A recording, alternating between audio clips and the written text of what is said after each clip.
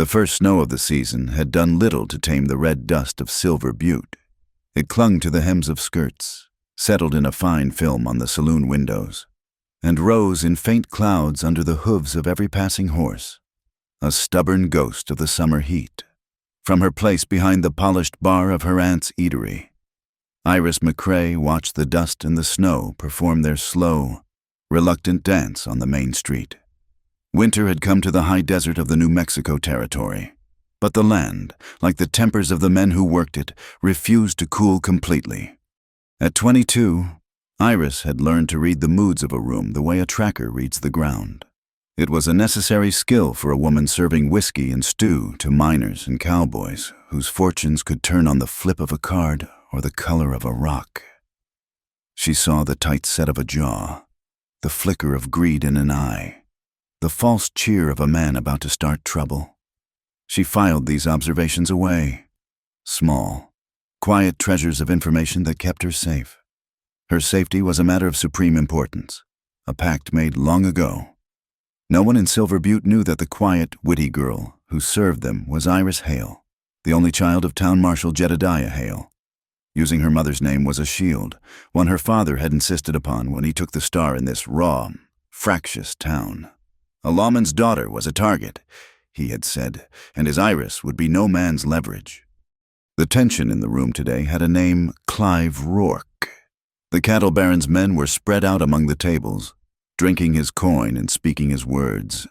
They laughed too loudly and carried their guns with a casual arrogance that was meant to look like confidence, but felt more like a threat.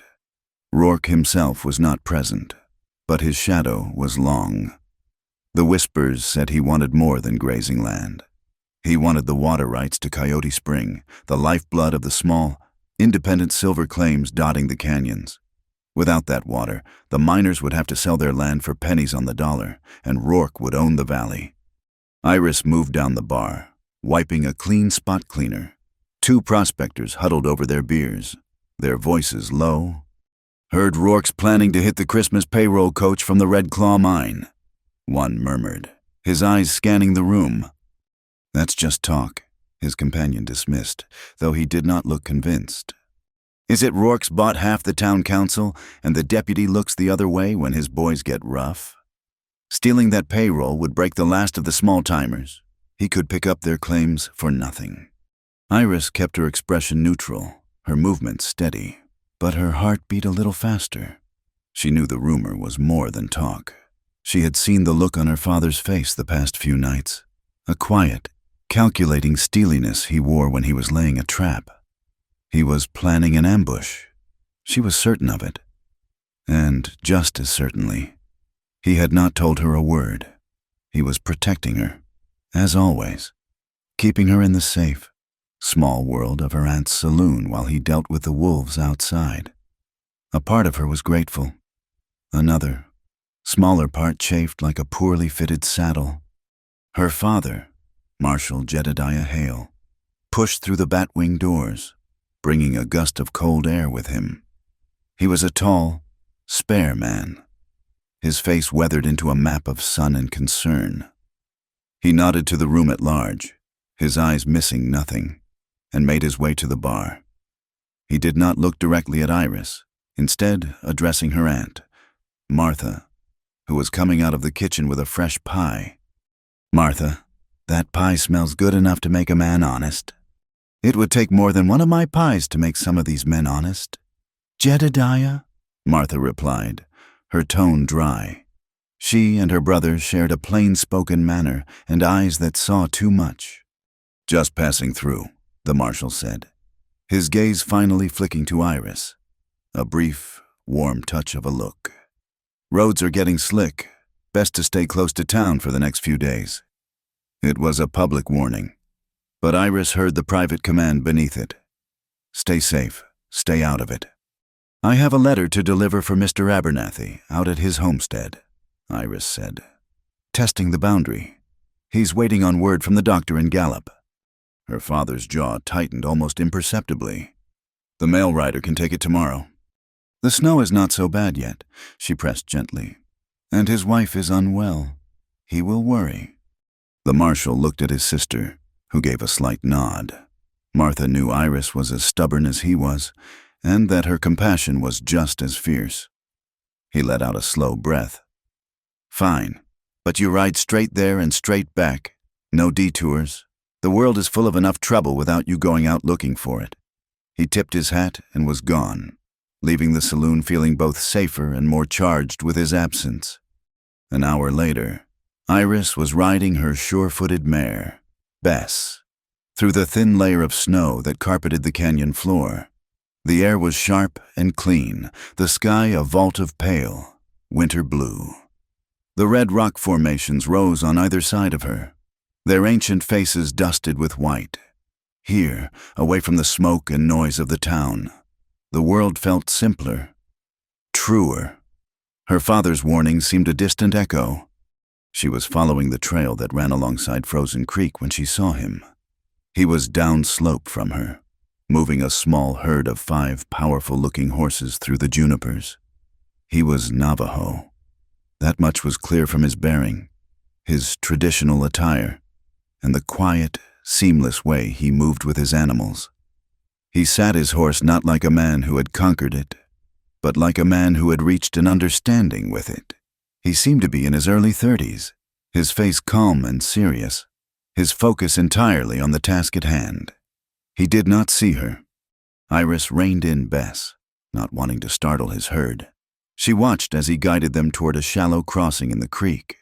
The water ran dark and fast between shelves of ice.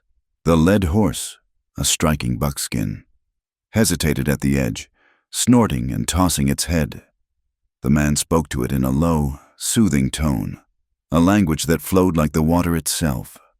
He urged his own horse forward, and the buckskin followed. But as it stepped onto a flat rock in the middle of the stream, the rock, slick with a hidden layer of ice, gave way. The horse lost its footing with a terrified squeal, scrambling, then plunging shoulder deep into the frigid water. The other horses panicked, scattering back toward the bank. Without a second thought, Iris urged Bess down the slope. The man had already dismounted and was wading into the icy current, fighting to get to the buckskin's head, trying to keep it from thrashing and injuring itself or getting swept away. "I will get the others," Iris called out. Her voice was steady, cutting through the chaos. The man glanced up, his eyes meeting hers for the first time. There was no surprise in his expression, only a quick, assessing focus. He saw her, the horse she rode, the set of her shoulders, and in an instant, he seemed to understand she was capable. He gave a single, sharp nod and turned his full attention back to the horse in the water. Iris moved Bess in a wide, calm arc, her presence gentle but firm, speaking softly as she went. She was good with horses, always had been. She got between the scattered animals and the open country, turning them, bunching them together until they stood trembling but contained on the bank. By the time she had them secured, the man had managed to calm the buckskin. He had a rope around its neck and was using his own body as an anchor. His boots braced against the rocky creek bed, muscles straining as he guided the terrified animal back toward the shallows. The horse finally found purchase and lunged onto the bank, slick and shivering, water streaming from its coat. The man stood waist-deep in the creek, the cold clearly seizing him. As he started to wade out, his foot slipped on the same treacherous ice. He went down with a sharp grunt, disappearing under the dark water for a heart-stopping moment before his head broke the surface, gasping. Iris was off her horse in a flash. She grabbed the rope she had used on the other horses, ran to the edge of the creek, and threw it. "Grab on!" she yelled. He took the rope without a word, his hands numb but sure. She dug her heels into the snowy ground, leaning back with all her weight, and he used the line to pull himself out of the current and onto the bank. He collapsed onto the snow, shivering violently, his breath coming in ragged clouds. For a long moment, there was only the sound of the creek and their harsh breathing. Iris knelt beside him, her own heart pounding. "We need to get you dry. And that horse?" He pushed himself into a sitting position, his dark eyes meeting hers again. He looked at the land, the position of the sun, the shivering horses.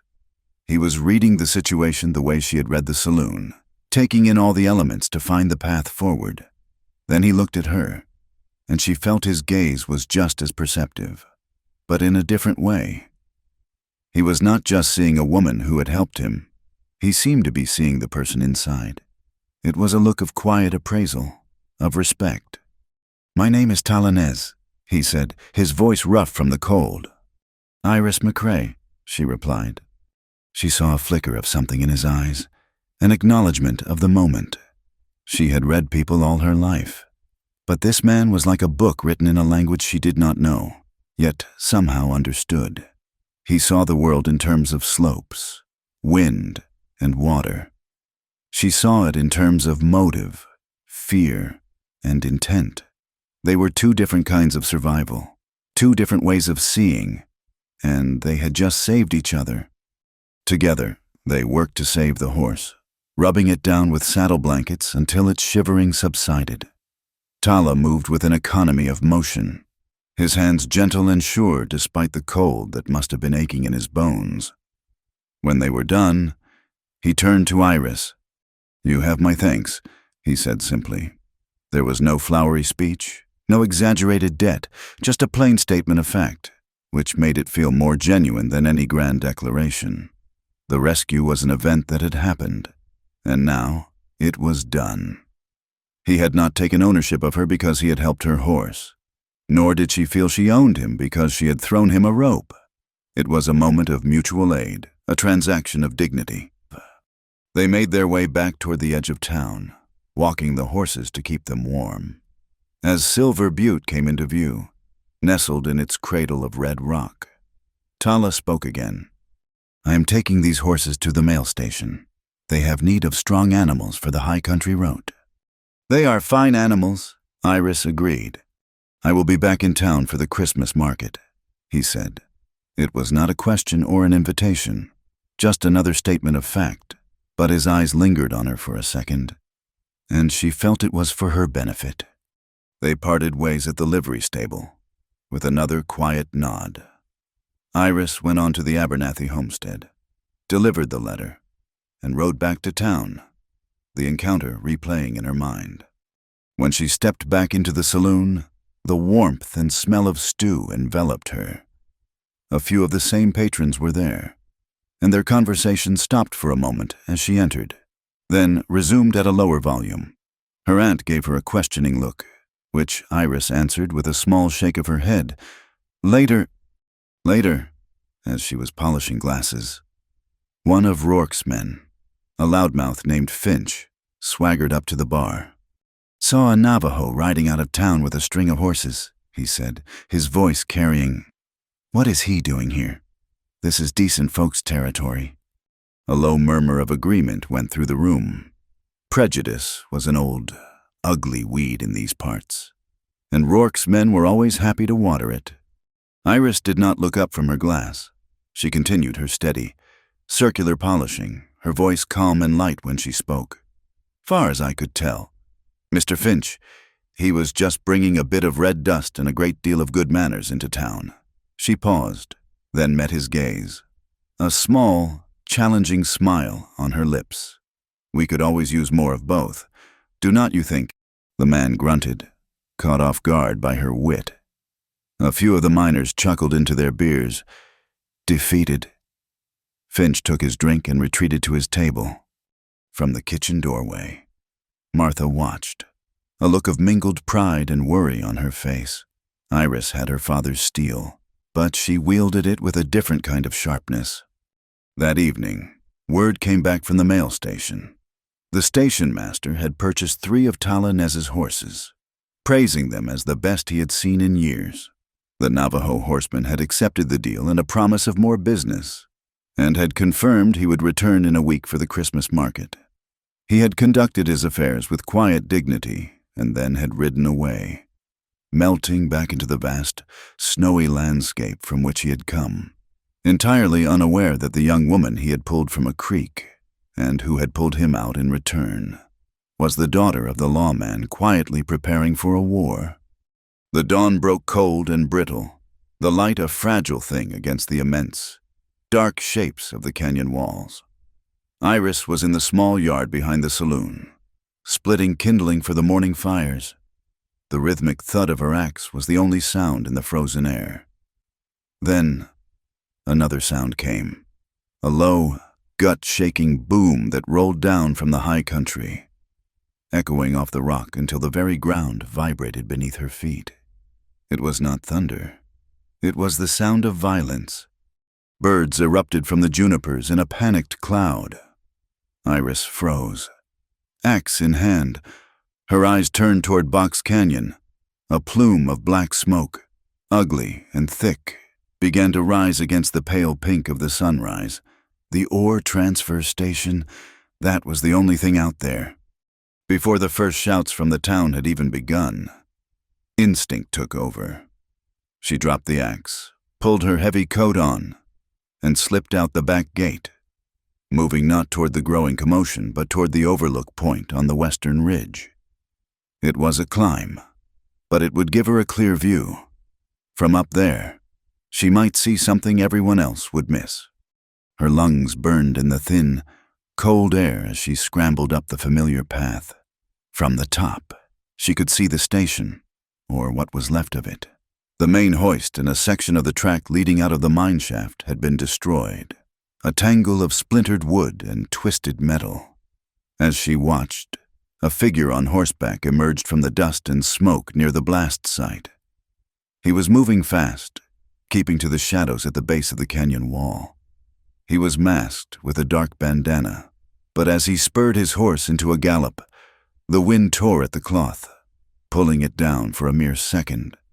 In that fleeting moment, the cold morning light caught the side of his face. Iris saw a pale, jagged line running from the corner of his eye to his jaw, a scar shaped like a cruel hook. Her blood ran cold. She had heard the whispers about that scar. It belonged to a man named Deacon Pike, a gunslinger whose loyalty was for sale to the highest bidder, and everyone in Silver Butte knew who had the most money to bid: Clive Rourke. The rider pulled his mask back up and disappeared into a narrow ravine. Iris stayed frozen for another minute, her mind racing. She had to tell her father. A man like Pike operating in his territory was a direct challenge, and this explosion was an act of war against the small miners. She knew her duty. But as she started back down the trail, a cold knot of hesitation formed in her stomach. If she told the Marshal she had seen Deacon Pike, he would ask how. How had she known to climb to the overlook? How did she know what Pike's infamous scar looked like? He would see that her quiet life in the saloon was a facade, that she listened at keyholes, that she pieced together the town's dangerous secrets. He would see that his efforts to keep her safe had failed, that the wolf was not just at the door, but that his daughter was actively tracking it. He would confine her, lock her down in the name of love and protection, and she would be useless.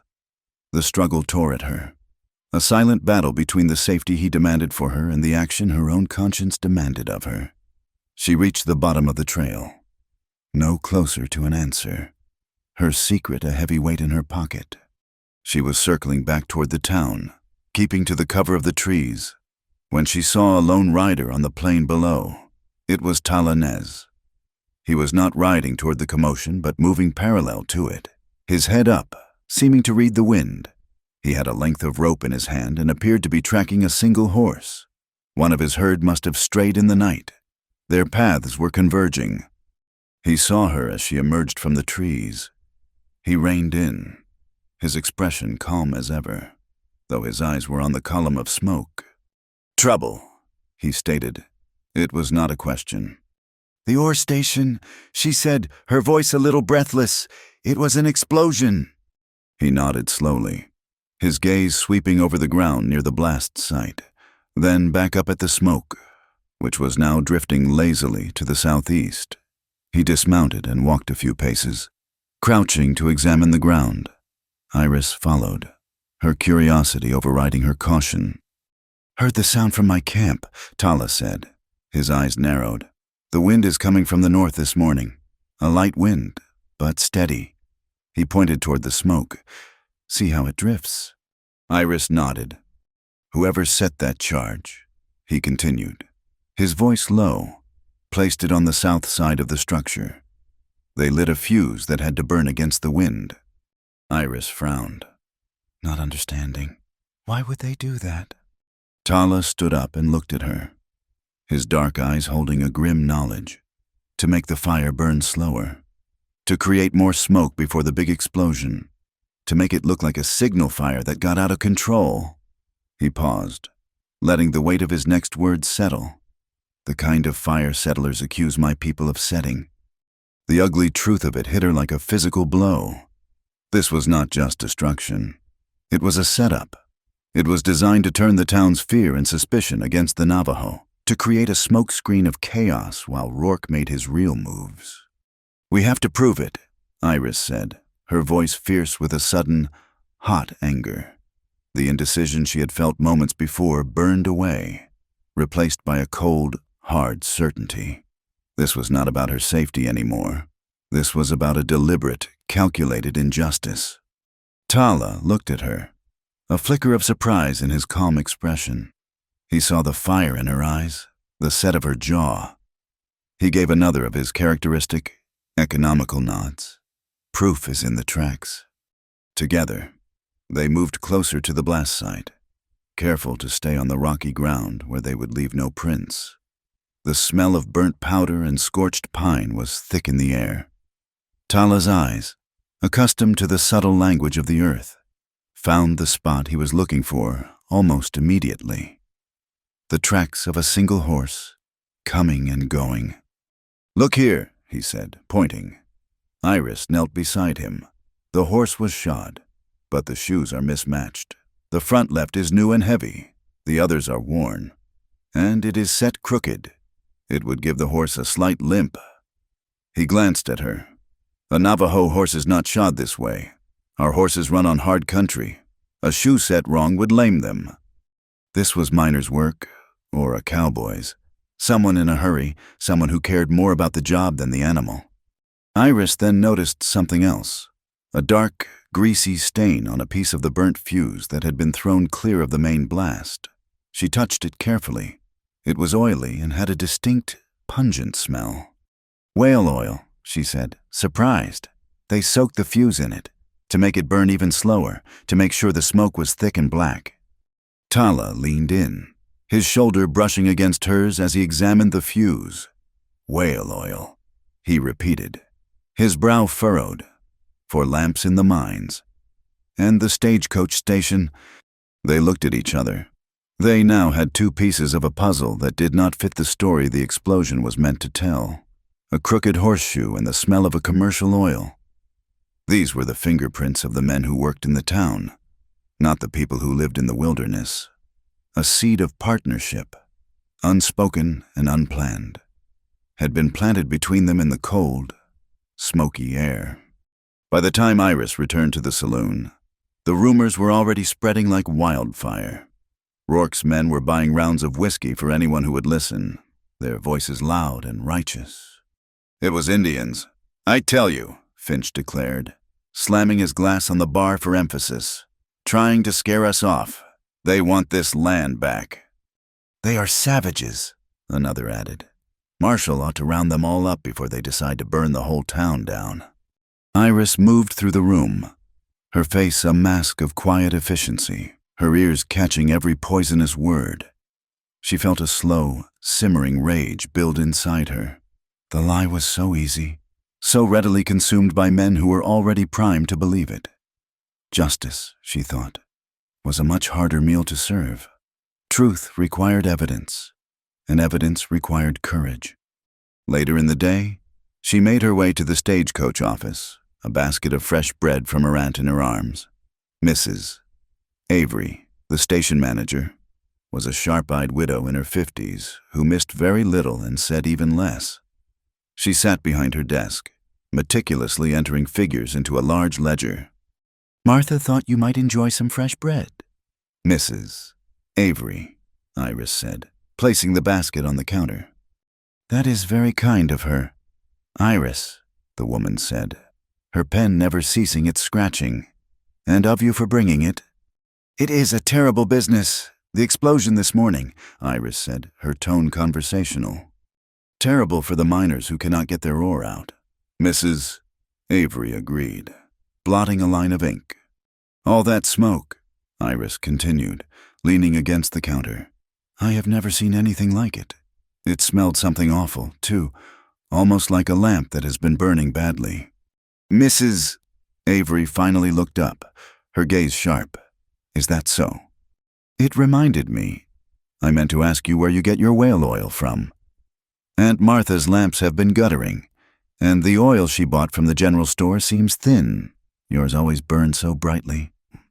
The older woman held her gaze for a long moment, a silent conversation passing between them.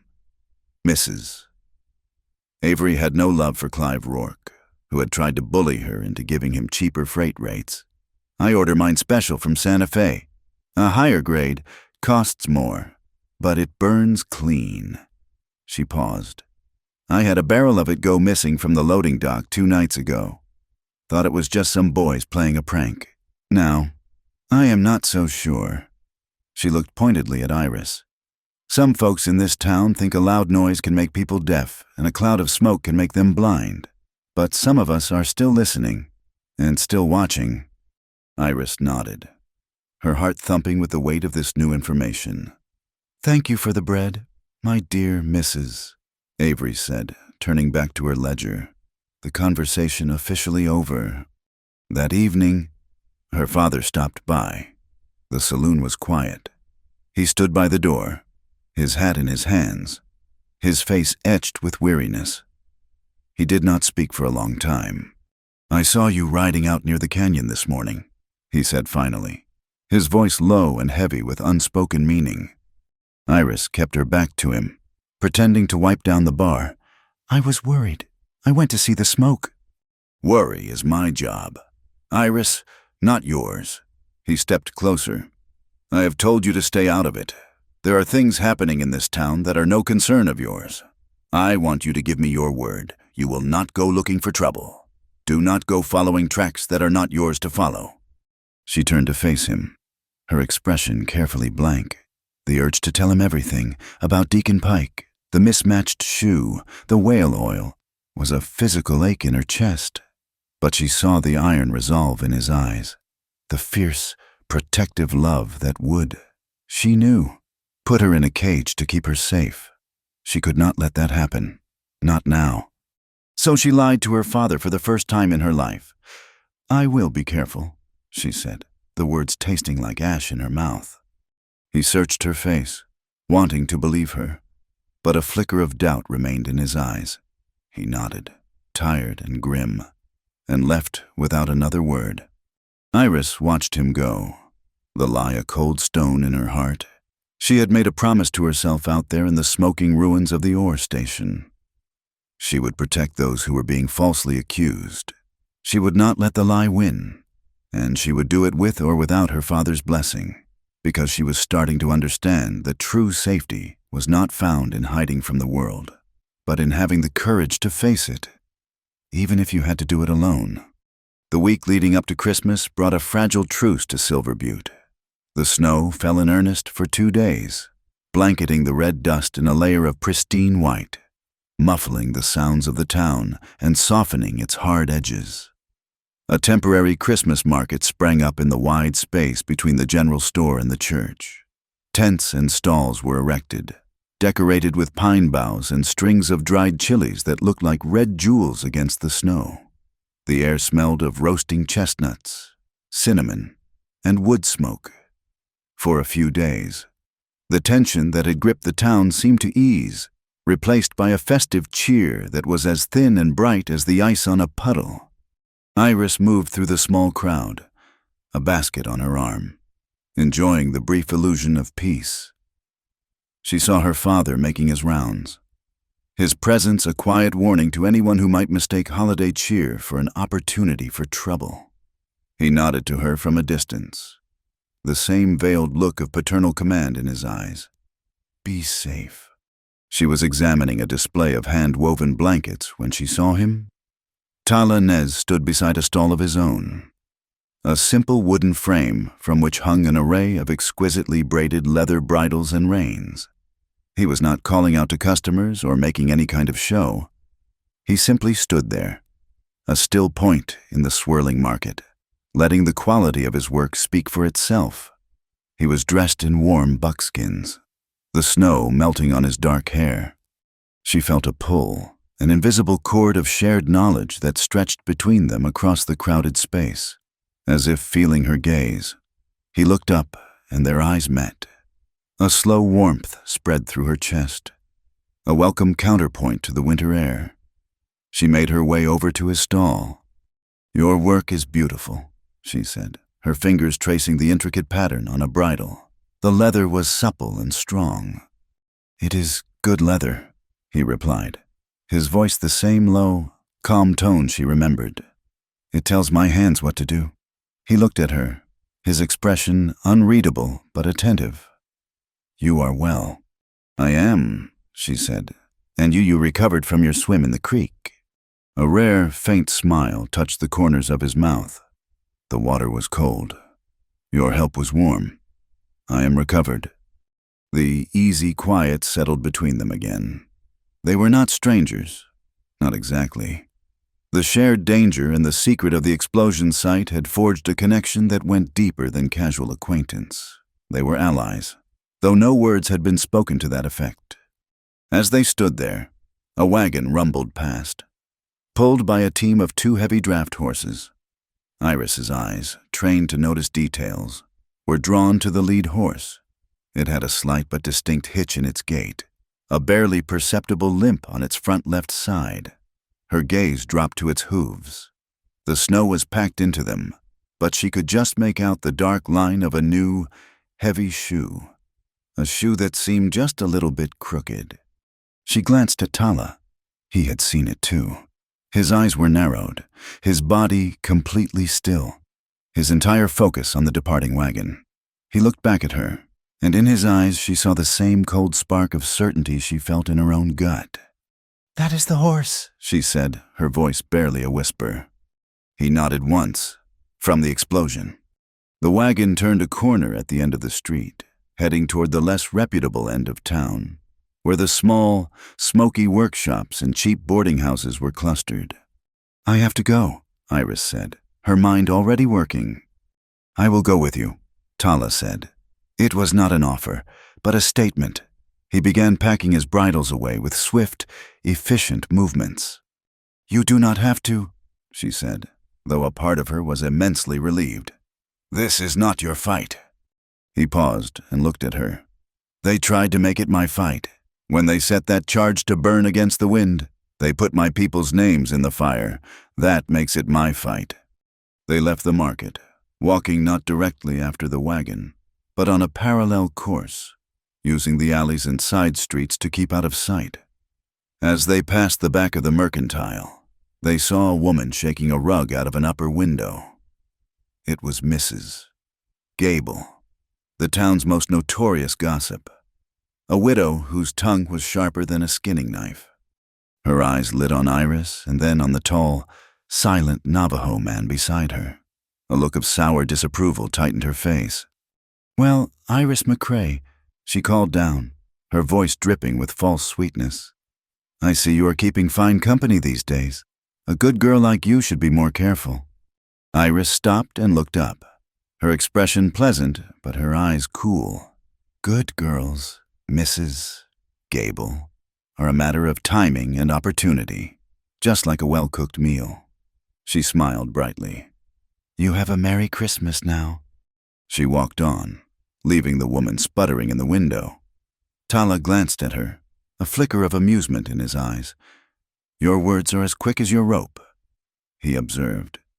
"In this town, they often need to be," she replied.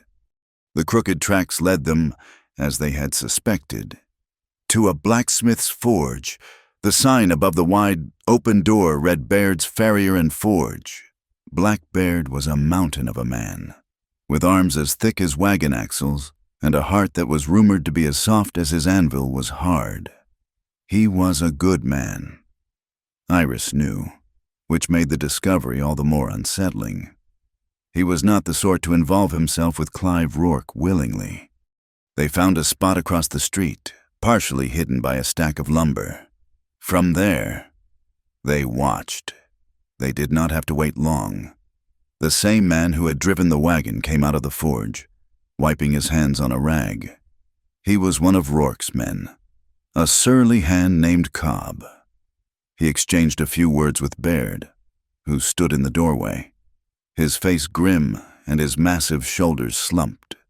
Cobb laughed, slapped Baird hard on the back in a gesture that was more of a threat than a gesture of friendship, and strode away. Iris and Tala waited. They saw Baird look up and down the street, his eyes filled with a hunted, trapped expression. Then he went back inside, and the sound of his hammer began, a slow, joyless beat. "He is being forced," Iris said. "Rourke has something on him." "We need to look around back," Tala said. They circled the block and came up the alley behind the forge. The yard was cluttered with scrap metal, old wheels, and discarded horseshoes, all of it blanketed in a fresh layer of snow. And there, tucked behind a rain barrel, was a large wooden crate. The smell hit Iris first, the faint, greasy, unmistakable scent of whale oil. She knelt in the snow beside the crate. It was empty, but the wood was stained with the oil, and a few bits of Excelsior packing material clung to the inside. On the side of the crate, stenciled in black paint, were the words Hollow Lantern Ranch. Rourke's secondary property, a place he used for storing supplies and wintering cattle. Tala crouched beside her, his keen eyes scanning every detail. He pointed to the lid, which was lying nearby. Detonators. He said he had found the faint impression of the small, cylindrical caps in the soft wood of the lid. This was it, the proof that connected Rourke's property and the stolen whale oil to the explosive materials used at the ore station. But it still did not prove that Baird was an unwilling participant. Then Iris saw it, on the side of the crate, near the bottom. Someone had scratched a small symbol into the wood with a nail or a piece of sharp metal. It looked like a child's drawing of a setting sun with a single, long ray pointing downward.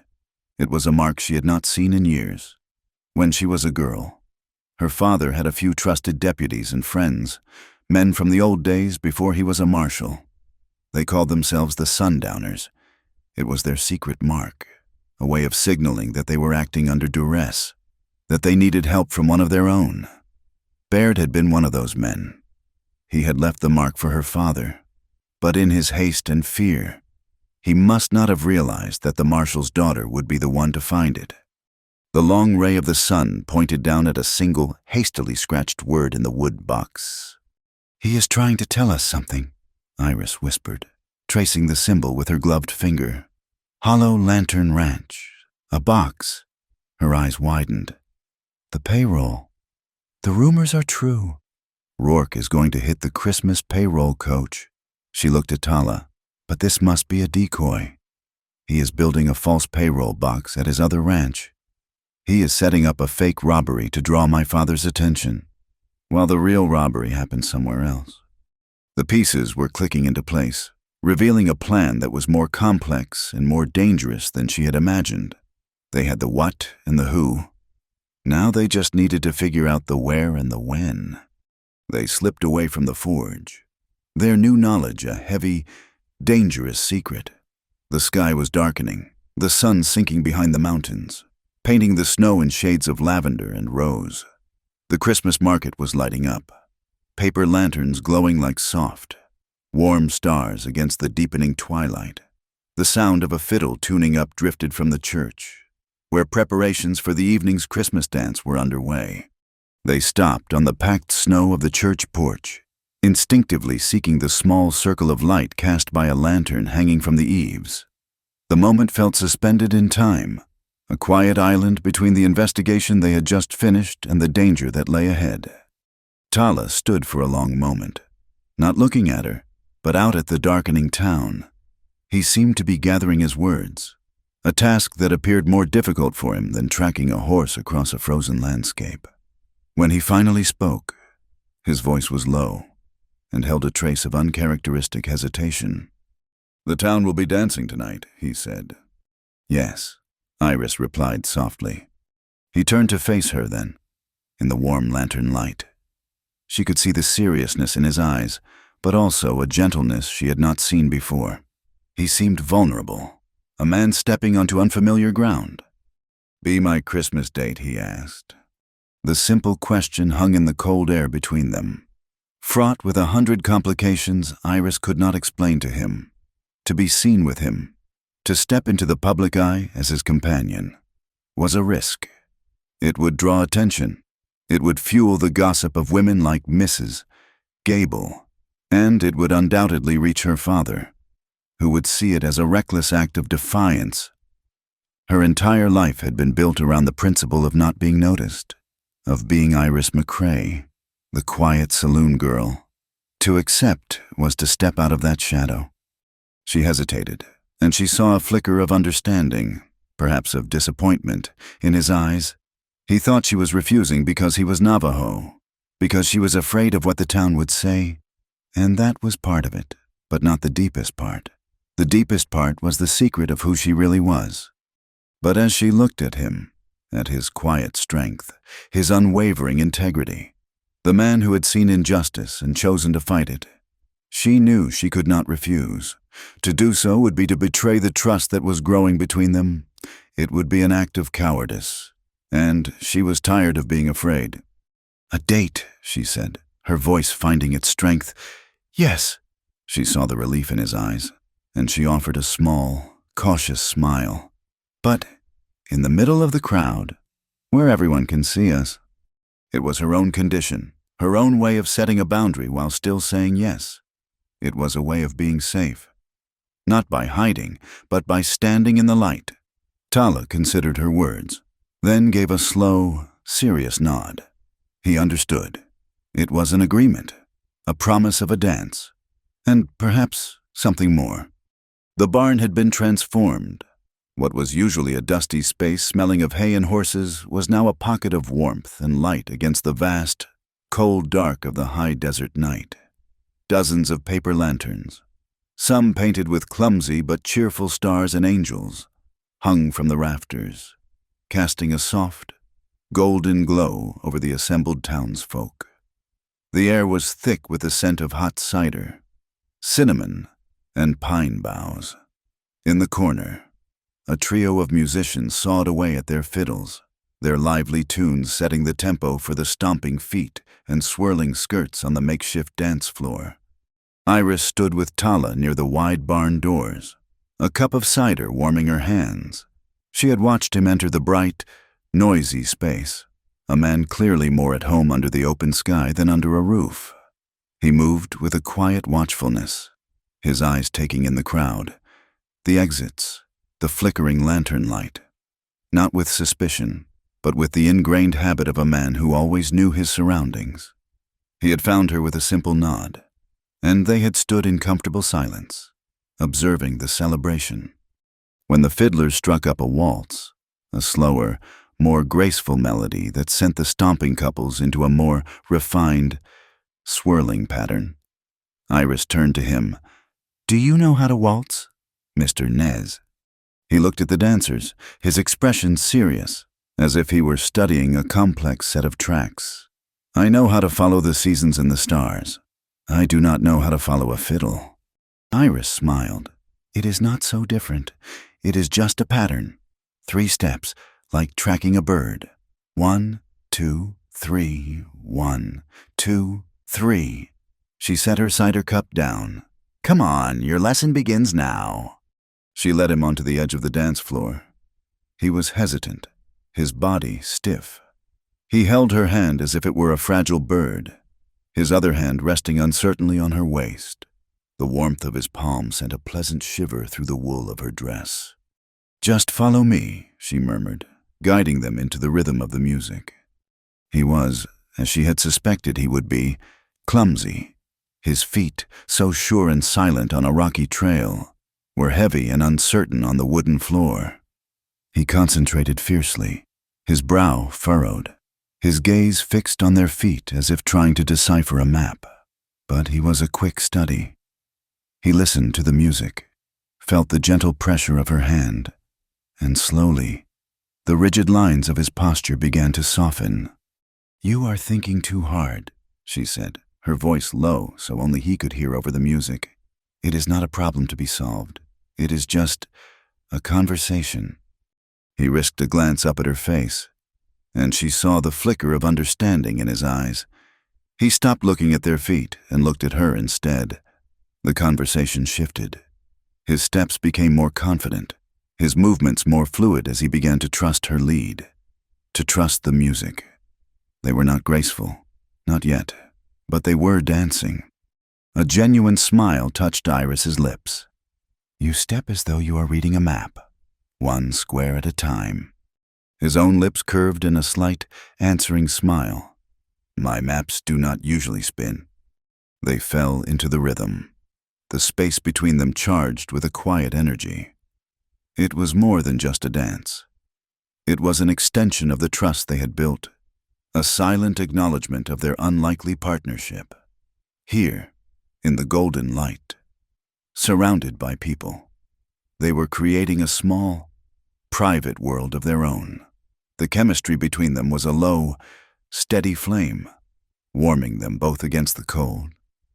It was in their shared smiles, in the careful way he held her, in the simple fact that in this room full of prejudice and suspicion, they had chosen to stand together. As they turned in a slow circle, Iris's gaze drifted past Tala's shoulder and toward the open barn door. She saw a figure standing just outside in the falling snow. A tall man in a long coat. Her father. He was not looking at the dancers. His attention was fixed on the shadows at the far side of the barn. Iris followed his gaze, and her breath caught in her throat. A second man was moving through the darkness, a lean, predatory shape. He paused for a moment to light a cigarette, and in the brief flare of the match, Iris saw the cruel hook of a scar on his cheek. Deacon Pike. Her father had found him. He was tracking him. The dance, the music, the warmth of the barn all seemed to fade into a dull background hum. The reality of their danger was right outside the door. At that moment, her father's head turned, and his eyes met hers across the crowded floor. His expression was a hard, sharp question. It was not the look of a father seeing his daughter at a dance. It was the look of a lawman who had just found a civilian looking at his target. His eyes were full of a cold, calculating suspicion, asking what she was doing, what she knew, but he could not be sure. To him, she was just a girl on a dance floor, perhaps startled by a glimpse of the cold outside. He did not know she was a part of the investigation. The lie she had told him stood between them, a wall of glass. He could see her, but he could not see the truth. The waltz ended. The spell was broken. The chill of the night seemed to seep back into the barn. "What is it?" Tala's voice was low in her ear. He had felt the change in her, the sudden tension in her body. "My father," she said, not looking at him. "He is outside." Tala's gaze followed hers. He saw the Marshal, and he saw the direction of the Marshal's attention. He understood immediately. The pretense of the party was over. Just then, a fierce gust of wind slammed against the barn, rattling the lanterns and sending a swirl of snow through the open door. The temperature seemed to drop 10 degrees in an instant. The wind howled outside. No longer a winter breeze, but the scream of a coming storm. The partygoers murmured, their festive mood evaporating as they contemplated the journey home. "The storm has come," Tala said. "I should take you home." They collected their coats and stepped out into the blizzard. The world had vanished behind a thick, white curtain of driving snow. The wind tore at their clothes and stung their faces with ice. The cheerful lights of the barn were swallowed by the storm before they had gone 20 paces. "This way!" Tala shouted over the wind. "The rock formations in the canyon will give us some shelter from the wind. It is a more direct path to your aunt's place." Iris nodded, pulling her scarf tighter around her face. She trusted his knowledge of the land completely. He took her arm, his grip firm and steadying, and led her away from the main road and into the narrow mouth of a side canyon. Here, the towering red rocks, now capped with a thick layer of white, broke the force of the wind. The snow still fell heavily, but the air was calmer. Their footsteps were the only sound, muffled by the fresh powder that was rapidly covering every surface, hiding the familiar red dust of the earth beneath a blanket of pure, deceptive white. Every step they took felt like a choice, a mark left on a blank page, a trail that could either lead them to safety or betray their presence. They were halfway through the canyon when a sharp crack echoed off the rock walls. A sound that was not the storm. It was the report of a rifle. A split second later, a puff of rock dust exploded from a boulder not 3 feet from Iris's head. The whine of the ricochet was a vicious insect in the night. Tala reacted before Iris could even process what had happened. He shoved her hard, sending her stumbling behind the cover of the same large boulder, and threw himself in front of her, his body shielding hers from the direction of the shot. He drew a large knife from his belt, his eyes scanning the darkness of the upper ridge, his body tense and ready. They crouched in the sudden, ringing silence, the storm seeming to hold its breath. Another shot did not come. The wind howled, erasing any sound a fleeing attacker might have made. It had been a single shot, a warning. Someone had been watching them. Someone had wanted them to know it. "Are you hurt?" Tala's voice was a low growl, his eyes still fixed on the ridge. "No," Iris whispered, her heart hammering against her ribs. "He is gone." Tala remained in his protective stance for another long minute, a silent guardian against the violent night. Then, seemingly satisfied that the immediate danger had passed, he relaxed his posture slightly.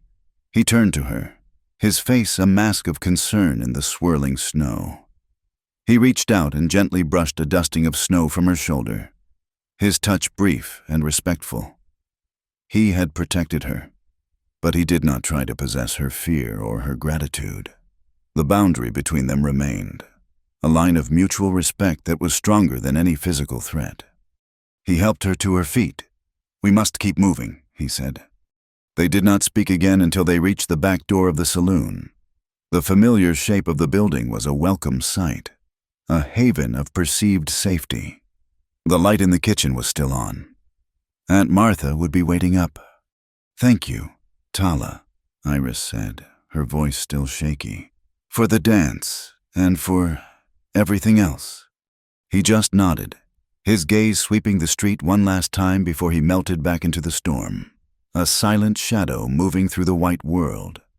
Iris slipped inside, the warmth of the kitchen a welcome shock after the biting cold. Her aunt looked up from her mending, her face a mixture of relief and worry. "I was beginning to worry. Martha said this storm came up so fast." "We took the canyon path," Iris said, unwrapping her scarf, trying to keep her voice steady. "It was faster." She did not mention the gunshot. Her aunt had enough to worry about. As she turned to hang her coat, she saw it. A plain, folded piece of paper had been slipped under the back door, half hidden by the rag rug. It had not been there when she left. Frowning, she bent and picked it up. The paper was cheap and coarse. The writing on it was crude, written in a heavy, blocky script, as if the author was trying to disguise their hand. She unfolded it. The message was short, and every word was a drop of ice in her veins. "Christmas Eve. The payroll will bleed at Snowbreak Bridge." Her blood ran cold. Snowbreak Bridge. It was a treacherous wooden span over a deep gorge, miles out of the way of the normal payroll route. It was a trap. This was Rourke's real plan. Her eyes scanned the note again, and then she noticed the faint, greasy smudge near the bottom corner, a translucent stain on the cheap paper.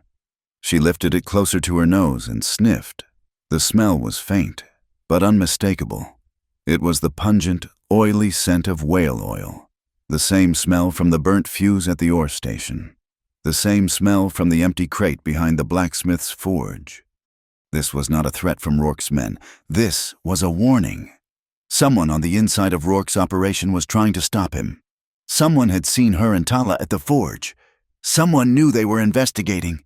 And someone had risked everything to slip this message under her door tonight. The world was new again, reborn in silence and snow. The morning after the storm. The sky was a piercing, cloudless blue, and the sun on the fresh powder was so bright it made Iris's eyes ache. The note, tucked safely in her pocket, felt like a burning coal against her skin. Snowbreak Bridge. The words were a death sentence for the men driving the payroll coach, and a declaration of war from Clive Rourke. She had to find Tala. She knew he would not be in town.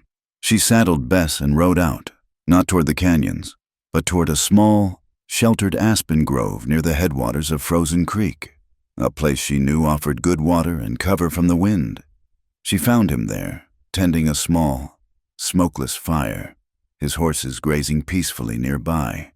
He looked up as she approached, his expression showing no surprise, as if he had been expecting her.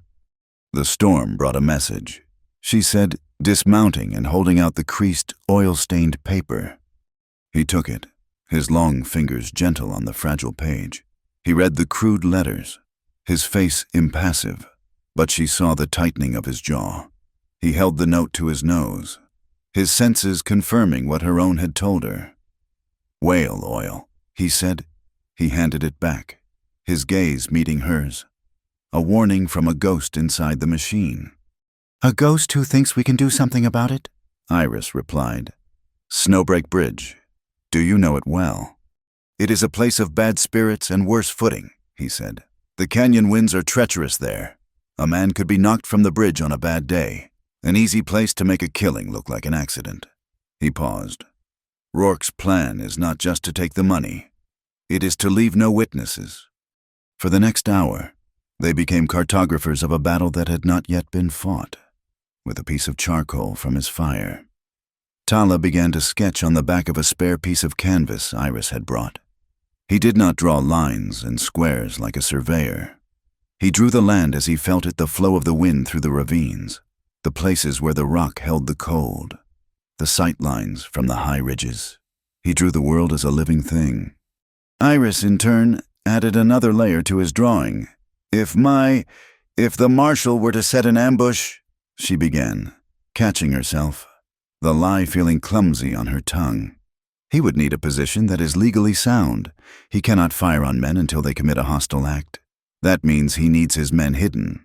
But with a clear view of the bridge itself, the ambush point must be on this side of the county line." Tala looked at her, a thoughtful, penetrating gaze. "You know much of the lawman's way of thinking." Iris's heart gave a nervous flutter.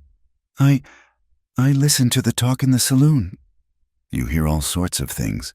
It was a weak excuse, and she knew it. The secret of her identity was a chasm between them, and with every tactical suggestion she made, it grew wider. She wanted to tell him, to bridge that gap with the truth, but the fear was a cold knot in her stomach. What if he saw her differently? What if he thought she had been using him, gathering his knowledge of the land like a spy for her father? The risk of losing his trust, the one pure and honest alliance she had in this, was too great. They worked on, their minds in perfect sync even as her heart was in turmoil. He would point to a ridge. "From here, the wind will carry the sound of the coach's approach 10 minutes before it arrives." She would counter, "But the line of sight is blocked by that stand of pine. A shooter would be firing blind until the last second." She pointed to another spot. "What about here, this rock outcropping? It is high enough to see the whole bridge, and a rifleman would be backlit by the morning sun, making him almost invisible from below." His charcoal moved, adding her suggestion to his map of the wind. They were a strange and effective team, the warrior who read the earth, and the woman who understood the geometry of a firefight. The morning wore on, the sun climbing higher, its warmth still not enough to melt the deep cold from the air. Tala rose and began to make coffee, setting a small tin pot on a flat rock he had heated in the fire's embers. The rich, dark smell of it filled the quiet grove. He poured the coffee into 2 tin cups. As he passed one to her, his fingers brushed against hers.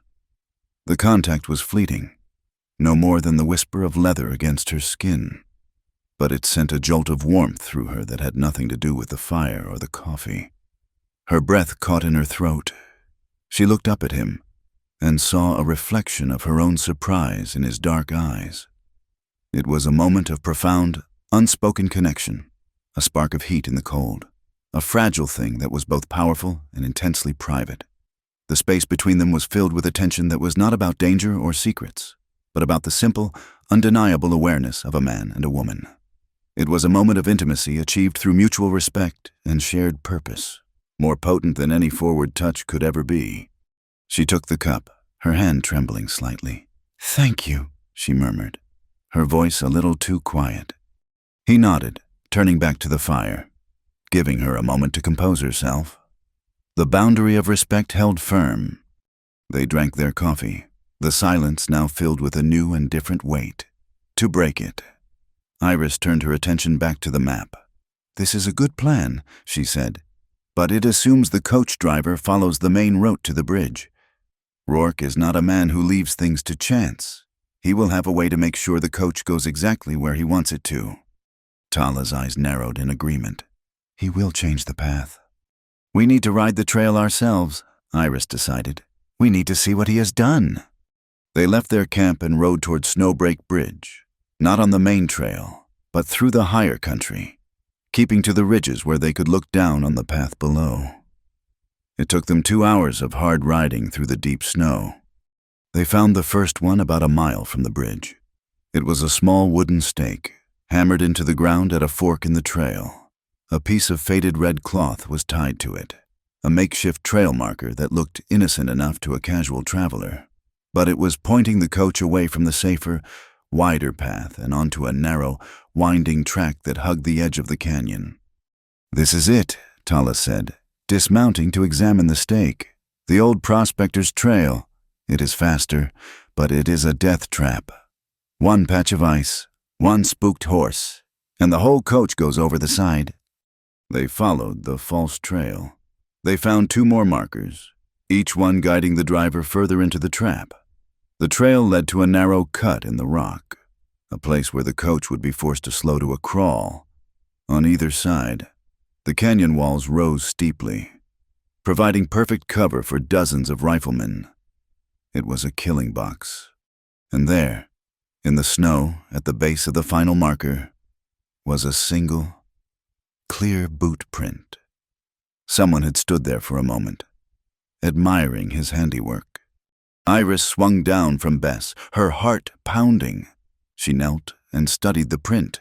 It was from a large boot, a man's boot, but it was the heel that caught her attention. It was worn down on the outside edge, and in the center of the heel, 2 of the hobnails were set closer together than the others, a distinctive, lopsided pattern. She had seen that boot print 100 times. She had mopped it off the floor of the saloon on rainy nights. She had seen it propped up on the brass rail of the bar. It belonged to Deputy Slade. The realization hit her like a physical blow. The law was not just thin as ice in Silver Butte. It was actively rotten from the inside. Rourke had not just bought the deputy's silence. He had bought his active participation. Slade was not just looking the other way. He was leading the lambs to the slaughter. "It is the deputy," she said, her voice a hollow whisper. "Rourke's man. He is setting up his own Marshal." They stood there in the cold, vast silence of the canyon, the full weight of their discovery settling upon them. They had the entire plan now. The false robbery at Hollow Lantern Ranch to draw the Marshal's forces away, and the real ambush here, guided by a corrupt lawman. But what could they do? They could not go to the Marshal. To accuse his own deputy without absolute, undeniable proof would be seen as an act of insurrection. Slade would deny it. Rourke's men would provide him with an alibi, and Iris and a Navajo wanderer would be branded as liars and troublemakers. The whole case, her father's entire strategy, would shatter. She looked at Tala, at his calm, steady presence. He was the only person in the world she could trust. He had ridden with her, tracked with her, and put himself in the line of fire for her. all without asking for anything in return, and all the while, she had been keeping a fundamental truth about herself from him. The themes of the day seemed to rise up and confront her. Justice needs honest allies. Love needs truth. She could not separate the two. She could not ask him to continue risking his life for a cause that was built on her own deception. To move forward, to have any hope of stopping Rourke and saving those men, she had to give him the one thing she had been so afraid to offer: the truth. She took a deep breath, the cold air burning her lungs. "Tala," she began, her voice finding a new, shaky resolve. "There is something I have to tell you. About me, about my father." The cold air was a razor in her lungs. She watched Tala's face, looking for any sign of betrayal or anger, but his expression remained a calm, unreadable mask. The silence stretched, broken only by the sigh of the wind through the snow-laden pines. He had given her so much of his trust, and she had repaid him with a half-truth. The weight of it was unbearable. "My father," she said, the words coming out in a rush, a torrent of confession held back for too long. "The man you saw at the dance last night, he is not just the town marshal. He is Jedediah Hale, and I am his daughter. My name is Iris Hale." Tala did not move. He did not speak. He simply watched her, his dark eyes seeming to look straight through her, to the fear and hope warring in her heart. She saw no anger in his gaze, no shock, not even surprise. Instead, there was a slow, dawning comprehension, a quiet settling of knowledge. All the disparate pieces of the puzzle that was Iris McCrae, her strange familiarity with legal tactics, her fierce but cautious nature, her father's constant, veiled warnings were clicking into place for him. He was not seeing a liar. He was seeing the truth for the first time. When he finally spoke, his voice was as quiet as the falling snow. That is a heavy secret to carry alone. The simple acceptance in his words was so profound, so unexpected, that it nearly brought tears to her eyes. He was not angry. He was not hurt. He understood. He understood that her deception was not a weapon, but a shield, one that had just become too heavy for her to hold. "He wanted to protect me," she whispered. "A lawman's daughter is a weakness his enemies can use. So I became Iris McCrae. No one knows." "I know," he said, and in those two words, the chasm between them closed. The lie was gone, and what remained was a trust that was stronger and purer than before. It was a foundation of truth upon which they could finally build. "Slade's betrayal changes everything," she said, her voice stronger now, filled with a new purpose. "My father is walking into a trap, and his own deputy is the one leading him there. We have to get him proof, something he cannot ignore." Tala nodded, his mind already working, connecting the threads of Rourke's plan. "The payroll is the weapon," he said, his gaze drifting toward the distant, snow-covered plains. "But the war is for the water." He looked back at her. "Rourke wants the small mining claims. I have heard the miners complain for months that their wells are running low. But the snows have been heavy. The groundwater should be high." "Coyote Spring," Iris breathed. "It feeds all the wells in that part of the canyon.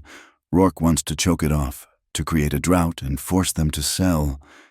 His secondary ranch, the Hollow Lantern, sits directly above the aquifer that feeds the spring. Tala said if a man wanted to block that water, he would do it from there, with explosives." The final piece fell into place. The detonators from the crate behind Baird's forge were not just for the payroll robbery. They were for a much larger, more devastating act of sabotage. "The warehouse," Iris said, her eyes meeting his. "The supplies, the ledger misses. Avery mentioned. If we could get that, we would have proof of everything. The whale oil, the fuses.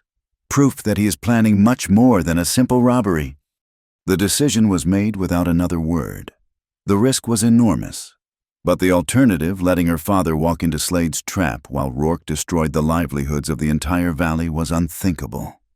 They rode under the cover of the pre-dawn darkness, a deep, star-dusted indigo that comes just before the first light. The Hollow Lantern Ranch was situated in a wide, desolate basin, a collection of dark, silent buildings huddled against the cold. They left their horses in a ravine a mile away and approached on foot, moving like shadows through the deep snow. The warehouse was a large, windowless structure next to the main corral. A single lamp burned in the bunkhouse, but the rest of the ranch was asleep. Tala moved with a silence that was absolute, seeming to glide over the snow, while Iris followed in his footsteps, her heart a frantic drum against her ribs. The main door was barred from the inside. Tala led her around to the back, to a high loading dock. He laced his strong fingers together, creating a stirrup for her boot. "Quickly," he whispered, "with his help." She scrambled onto the dock. A small door, used for loading feed, was unlocked. She slipped inside, her senses overwhelmed by the smell of dust, old leather, and the faint, greasy scent of whale oil. She unbarred the main door to let Tala in, and they stood together in the vast, cold darkness of the building.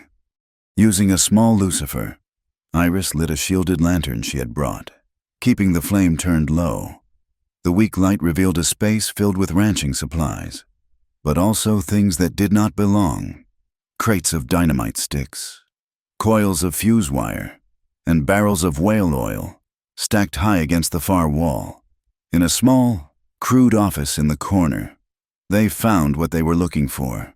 A heavy, leather-bound ledger lay open on a dusty desk. Iris's hands trembled as she turned the pages. It was all there: dates, shipping manifests, quantities, all recorded in a neat, spidery script. A shipment of 20 cases of detonator caps, signed for by Deacon Pike. A delivery of 5 barrels of high-grade whale oil, with a note indicating 1 barrel was to be delivered to the Silver Butte Stagecoach Station's loading dock. A clear attempt to frame Mrs. Avery if anything went wrong. It was a meticulous record of a conspiracy. They could not take the book. Its absence would be noticed immediately, with numb fingers. Iris took a small notebook and a pencil from her coat and began to copy the most damning entries, her handwriting a frantic scrawl in the flickering lamplight. Tala stood guard at the door, a silent sentinel, his head cocked, listening to the sounds of the sleeping ranch. Suddenly, he held up a hand. "Someone is coming!" He breathed. Iris's blood turned to ice. She could hear it now, the crunch of boots on snow, coming toward the warehouse. She frantically shoved her notebook into her pocket. There was no time to get to the main door. "Out the back," Tala whispered. "Already moving. The ditch." He led her to the rear of the warehouse. A narrow door opened onto the back of the property. Below them was a deep, wide irrigation ditch, its surface a sheet of dark, slick ice. It was their only way out. They slid down the snowy bank to the edge of the ice. The footsteps were at the front of the warehouse now, the sound of a heavy bar being lifted. They had seconds. "Go," Tala urged. "Stay low." Iris took a deep breath and scrambled onto the ice, moving in a low crouch. The ice held for a few feet, then, with a sickening crack, it gave way. She plunged into the black, frigid water below. The cold was a physical blow, stealing her breath and paralyzing her limbs. She came up sputtering, gasping, her heavy, waterlogged coat pulling her down. Before panic could take hold, Tala was there. He had thrown himself flat on the remaining ice to spread his weight, his arm snaking out, his hand clamping onto the collar of her coat. With a grunt of effort that seemed impossible for one man, he pulled her from the water's grip, dragging her onto the solid bank on the other side. She lay there, shivering uncontrollably, gasping for air, the world a blur of darkness and stinging cold. Tala was kneeling over her, his face a mask of fierce concern. He pushed the soaking wet hair back from her face, his calloused, rough hands surprisingly gentle. A thick strand of her dark hair clung to his fingers, a wet, intimate bond forged in the freezing water. It was a mirror of their first meeting, of her pulling him from the creek, a shared baptism in the cold, dangerous waters of their world. They were close, their breaths mingling in ragged, white clouds in the frigid air. A moment of raw, shivering intimacy that had nothing to do with romance and everything to do with survival and a fierce, protective care. There was no time to recover. Shouts were coming from the ranch now. Their escape had been discovered. Supported by Tala, Iris stumbled to her feet, her teeth chattering so hard she could barely think. They ran, plunging into the darkness of the open country, leaving the shouts and lights of the Hollow Lantern Ranch behind them. They did not stop until the sun was a pale, watery line on the horizon. They took shelter in a thicket of junipers as they planned their return to town. They had to circle wide to avoid being seen. As they neared the edge of Silver Butte, cutting through the woods behind the blacksmith's forge, they heard voices, angry voices. They crept closer, peering through the snowy branches. In the gray morning light, they saw Deacon Pike backing Black Baird against the wall of his own forge. Pike had the big blacksmith by the front of his shirt, his scarred face contorted in a snarl. "You keep your mouth shut, Baird," Pike hissed, his voice a low, venomous rasp. "You did the work. You took the money. If you say one word to the Marshal, I will not just come for you. I will visit that pretty daughter of yours up in Prescott. Do you understand me?" Baird, a man who could crush Pike with one hand, looked terrified. His face was pale, his massive body trembling not with rage, but with fear for his family. Tala looked at Iris, a question in his eyes. They had to do something. A direct confrontation was suicide, but they could not leave Baird to this. Tala picked up a heavy rock. With a flick of his wrist, he sent it sailing through the air. It landed with a loud crash on the tin roof of the livery stable across the street. Pike spun around, his hand flying to his gun. "Who is there?" he yelled. The distraction was all they needed. Iris darted from their cover, her voice a sharp, urgent whisper. "Baird, now run." For a second, the blacksmith stared at her, his eyes wide with shock, then galvanized into action. He shoved Pike away with a powerful heave and bolted, running not toward the street, but down the alley. Away from the town, Pike, recovering his balance, fired a single, wild shot that went wide, then, cursing, he ran toward the livery to investigate the noise. Iris and Tala met Baird at the edge of the woods. The big man was breathing heavily, his face a mixture of terror and immense relief. "He was going to kill me," Baird gasped. "I swear it! He knew I left that mark." "We know," Iris said gently. "We know Rourke forced you into this." Tate's rescue, coming on the heels of Pike's threat against his daughter, broke the blacksmith's fear. His terror was replaced by a slow, burning anger. "That animal," he growled. "He threatened my girl." He looked from Iris to Tala, his eyes filled with a new, hard resolve. "Anything you need, I will tell the Marshal everything. I will be your witness." It was late morning when a soaked, shivering, and utterly exhausted Iris slipped through the back door of the saloon. Her Aunt Martha was there, and she took one look at her niece's condition and her face went pale. She rushed forward, wrapping Iris in a thick, dry blanket. "Iris, my dear girl, where have you been? Look at you, the whole town is buzzing." "Buzzing?" Iris asked, her teeth still chattering. "That Navajo was seen riding out of town before dawn, and you were gone from your room. Mrs. Gable is telling anyone who will listen that you have run off with him." Martha's voice was tight with fear and frustration. She sat Iris down in a chair and began to chafe her cold hands. "Child, I have kept your father's secret all these years. I have watched you live this small, careful life. But what you are doing now, it is something else. It is dangerous." She looked at Iris, her eyes pleading. "I know there is goodness in that man. I see it, but the world does not. You cannot fight the town's prejudice and Clive Rourke's guns at the same time. You will be crushed between them." Iris looked at her aunt, at the genuine love and fear in her eyes, and for the first time, she did not feel like a girl being protected. She felt like a woman who had made her choice. "I have to, Aunt Martha?" she said, her voice quiet but firm, "because if I do not, there will not be a town left for anyone to have prejudices in."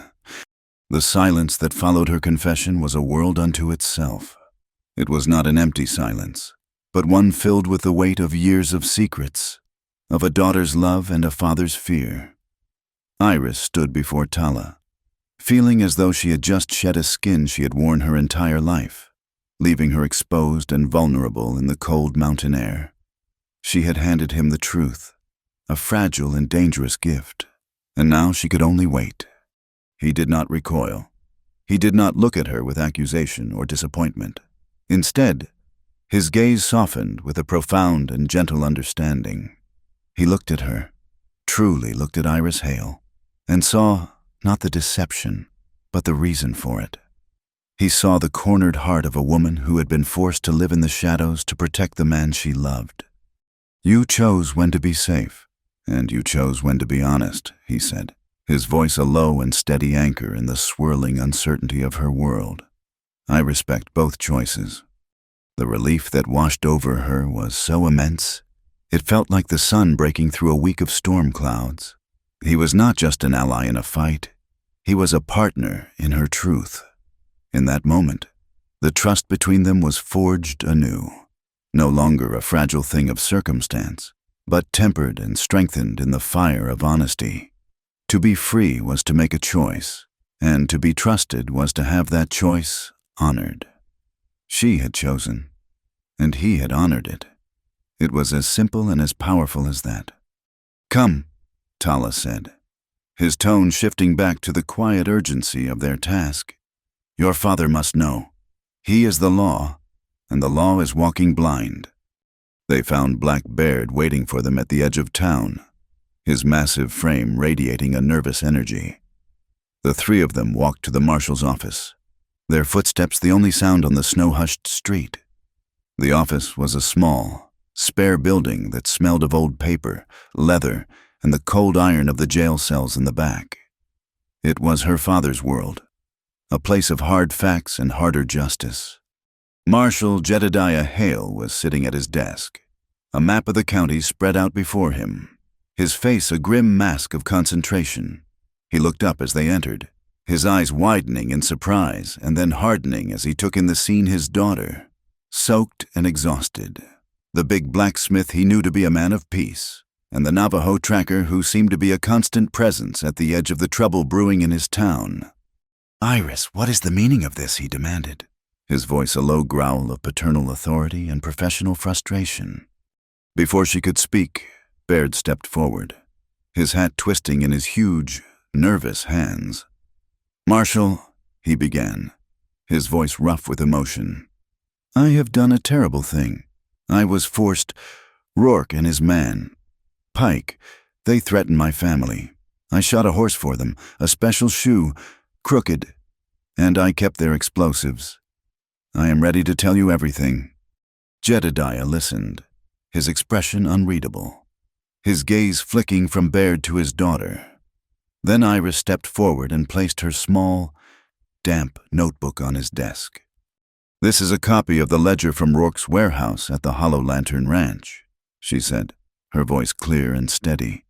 "All trace of the saloon girl gone, replaced by the firm cadence of a witness giving testimony.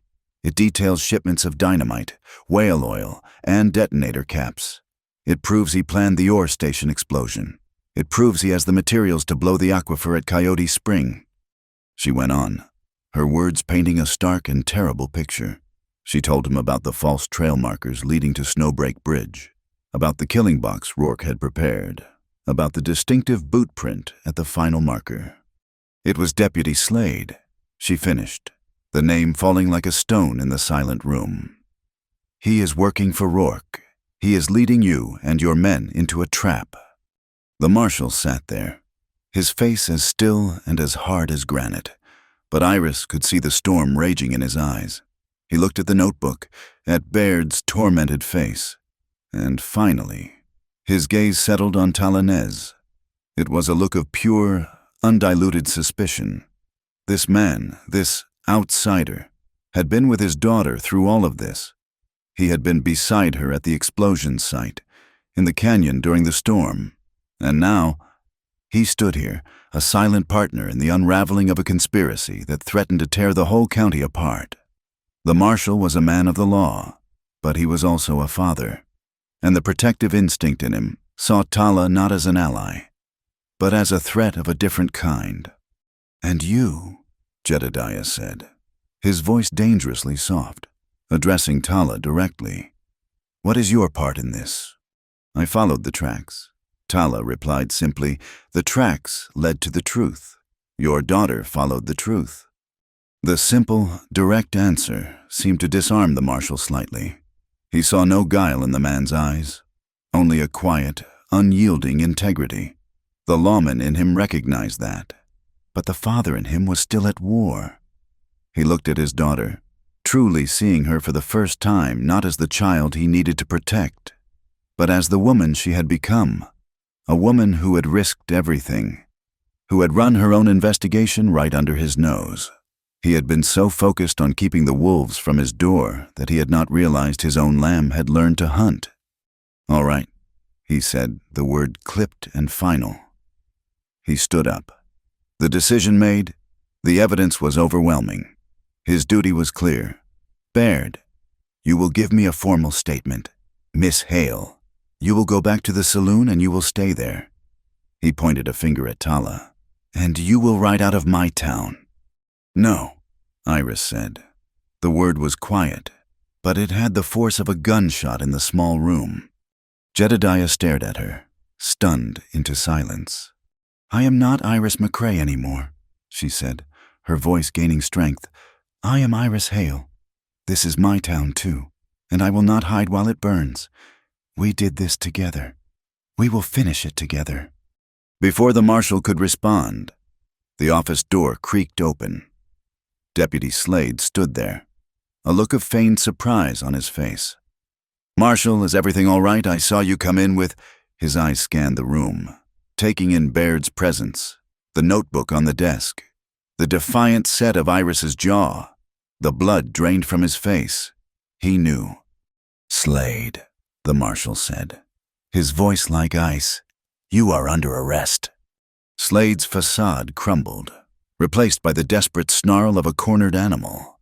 His hand dropped to his pistol in a blur of motion, but he was not aiming for the Marshal.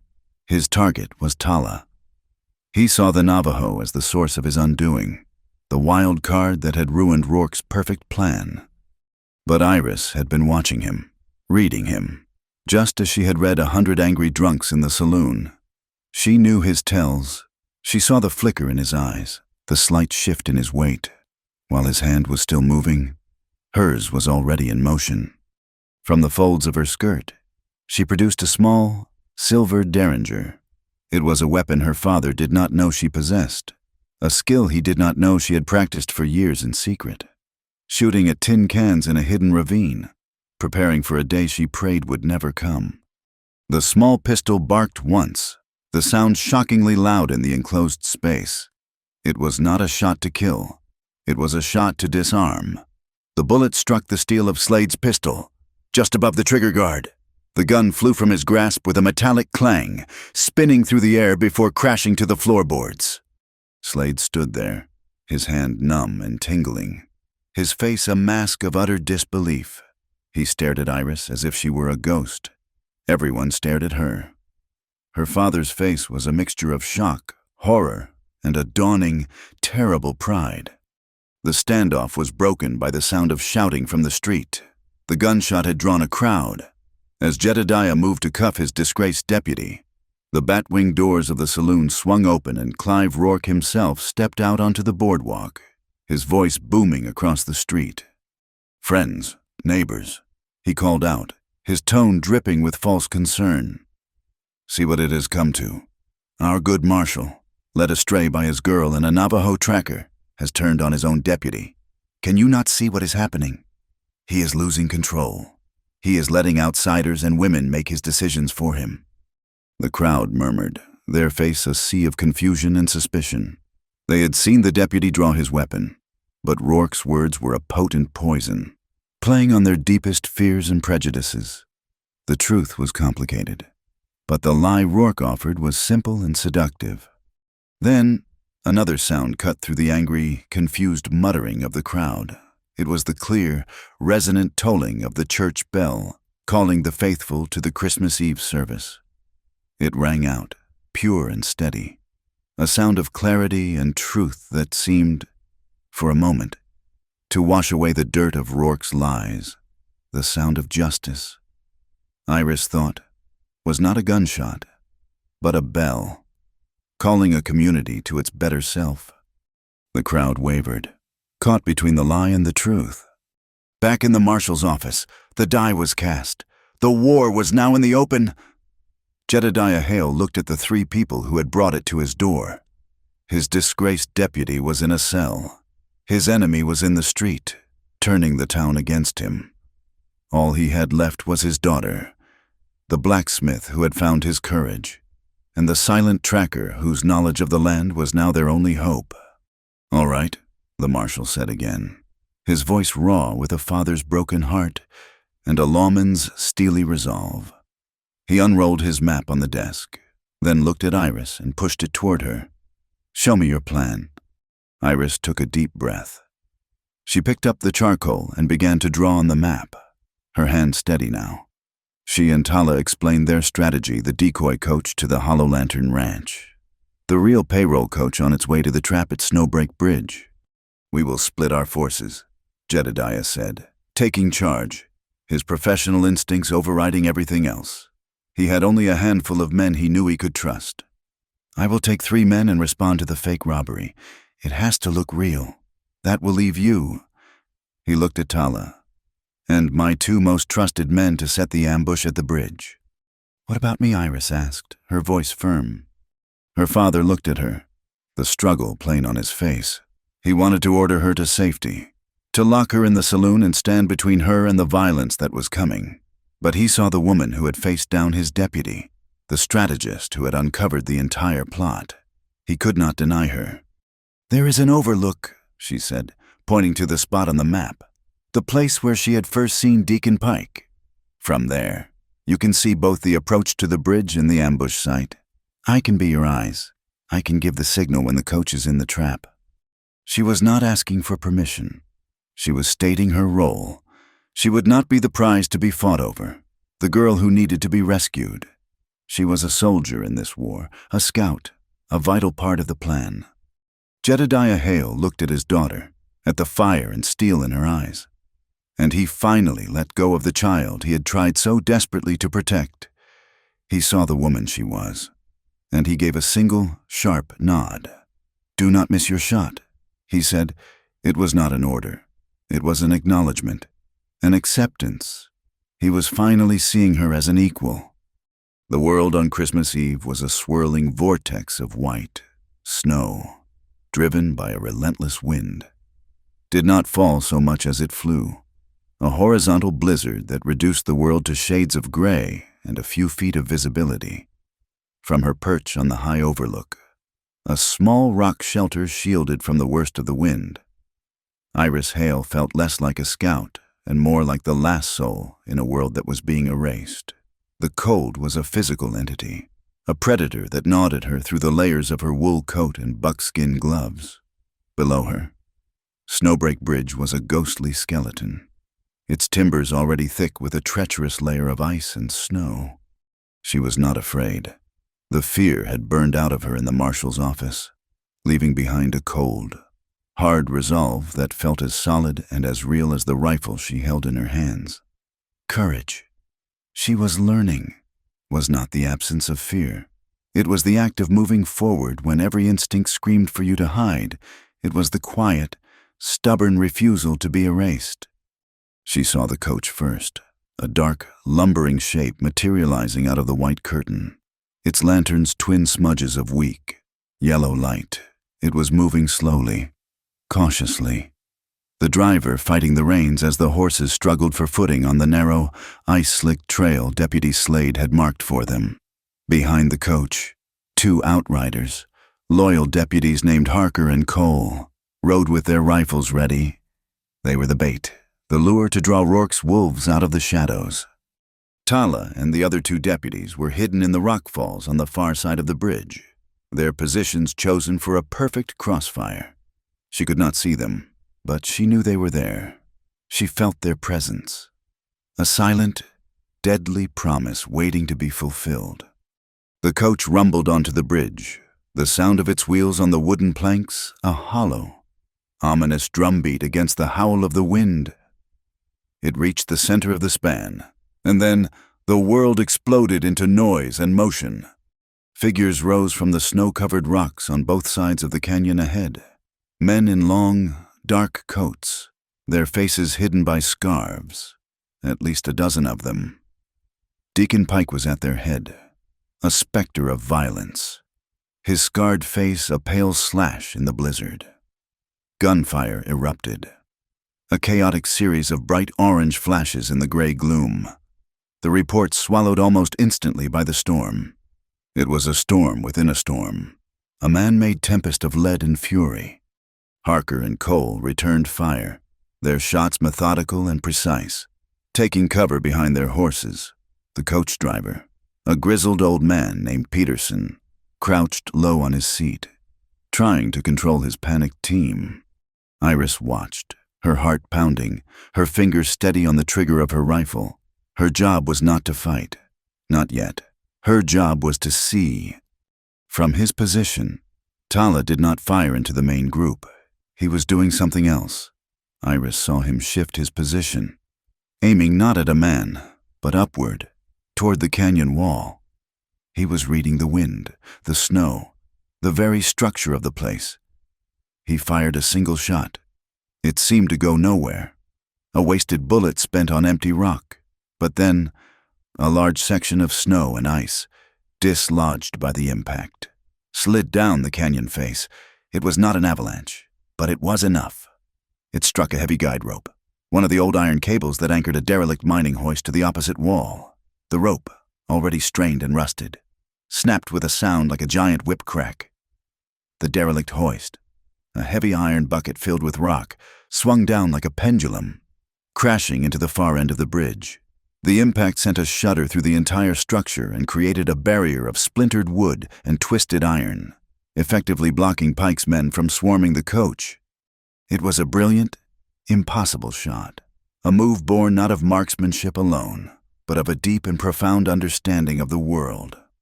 That was her cue. The trap was sprung. The enemy was contained. Now, she had to light the way. Iris raised a signal pistol, a firearm that fired a single, bright flare. She aimed it at the sky and pulled the trigger.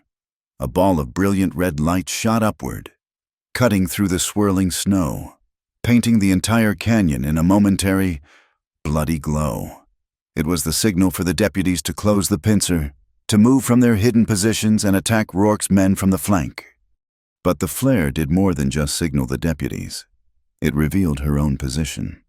As the red light faded, returning the world to its gray chaos, a new sound reached her. The scrape of a boot on rock. Close by, too close, she spun around, bringing her rifle to bear. But he was already there. Deacon Pike moved with a ghost's silence and a snake's speed. He must have used the first moments of the firefight, under the cover of the blinding snow, to circle around, scaling the rocks to her overlook. He grabbed her, his arm a band of iron around her waist, and yanked her back from the ledge. The rifle was torn from her grasp. He pressed the cold muzzle of his revolver against her temple. "Signal's over! Girlie!" he snarled, his breath a foul cloud of whiskey and malice. He dragged her to the edge of the overlook, into the full view of the battle below.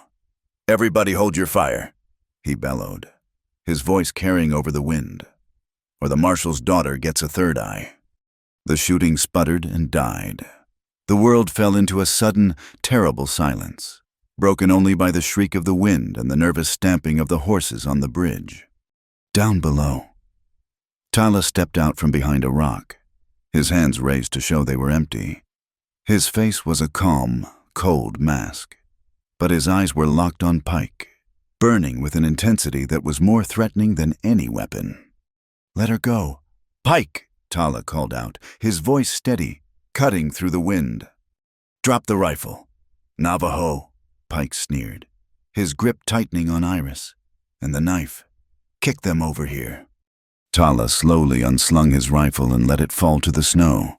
He drew the long knife from his belt and sent it skittering across the ground.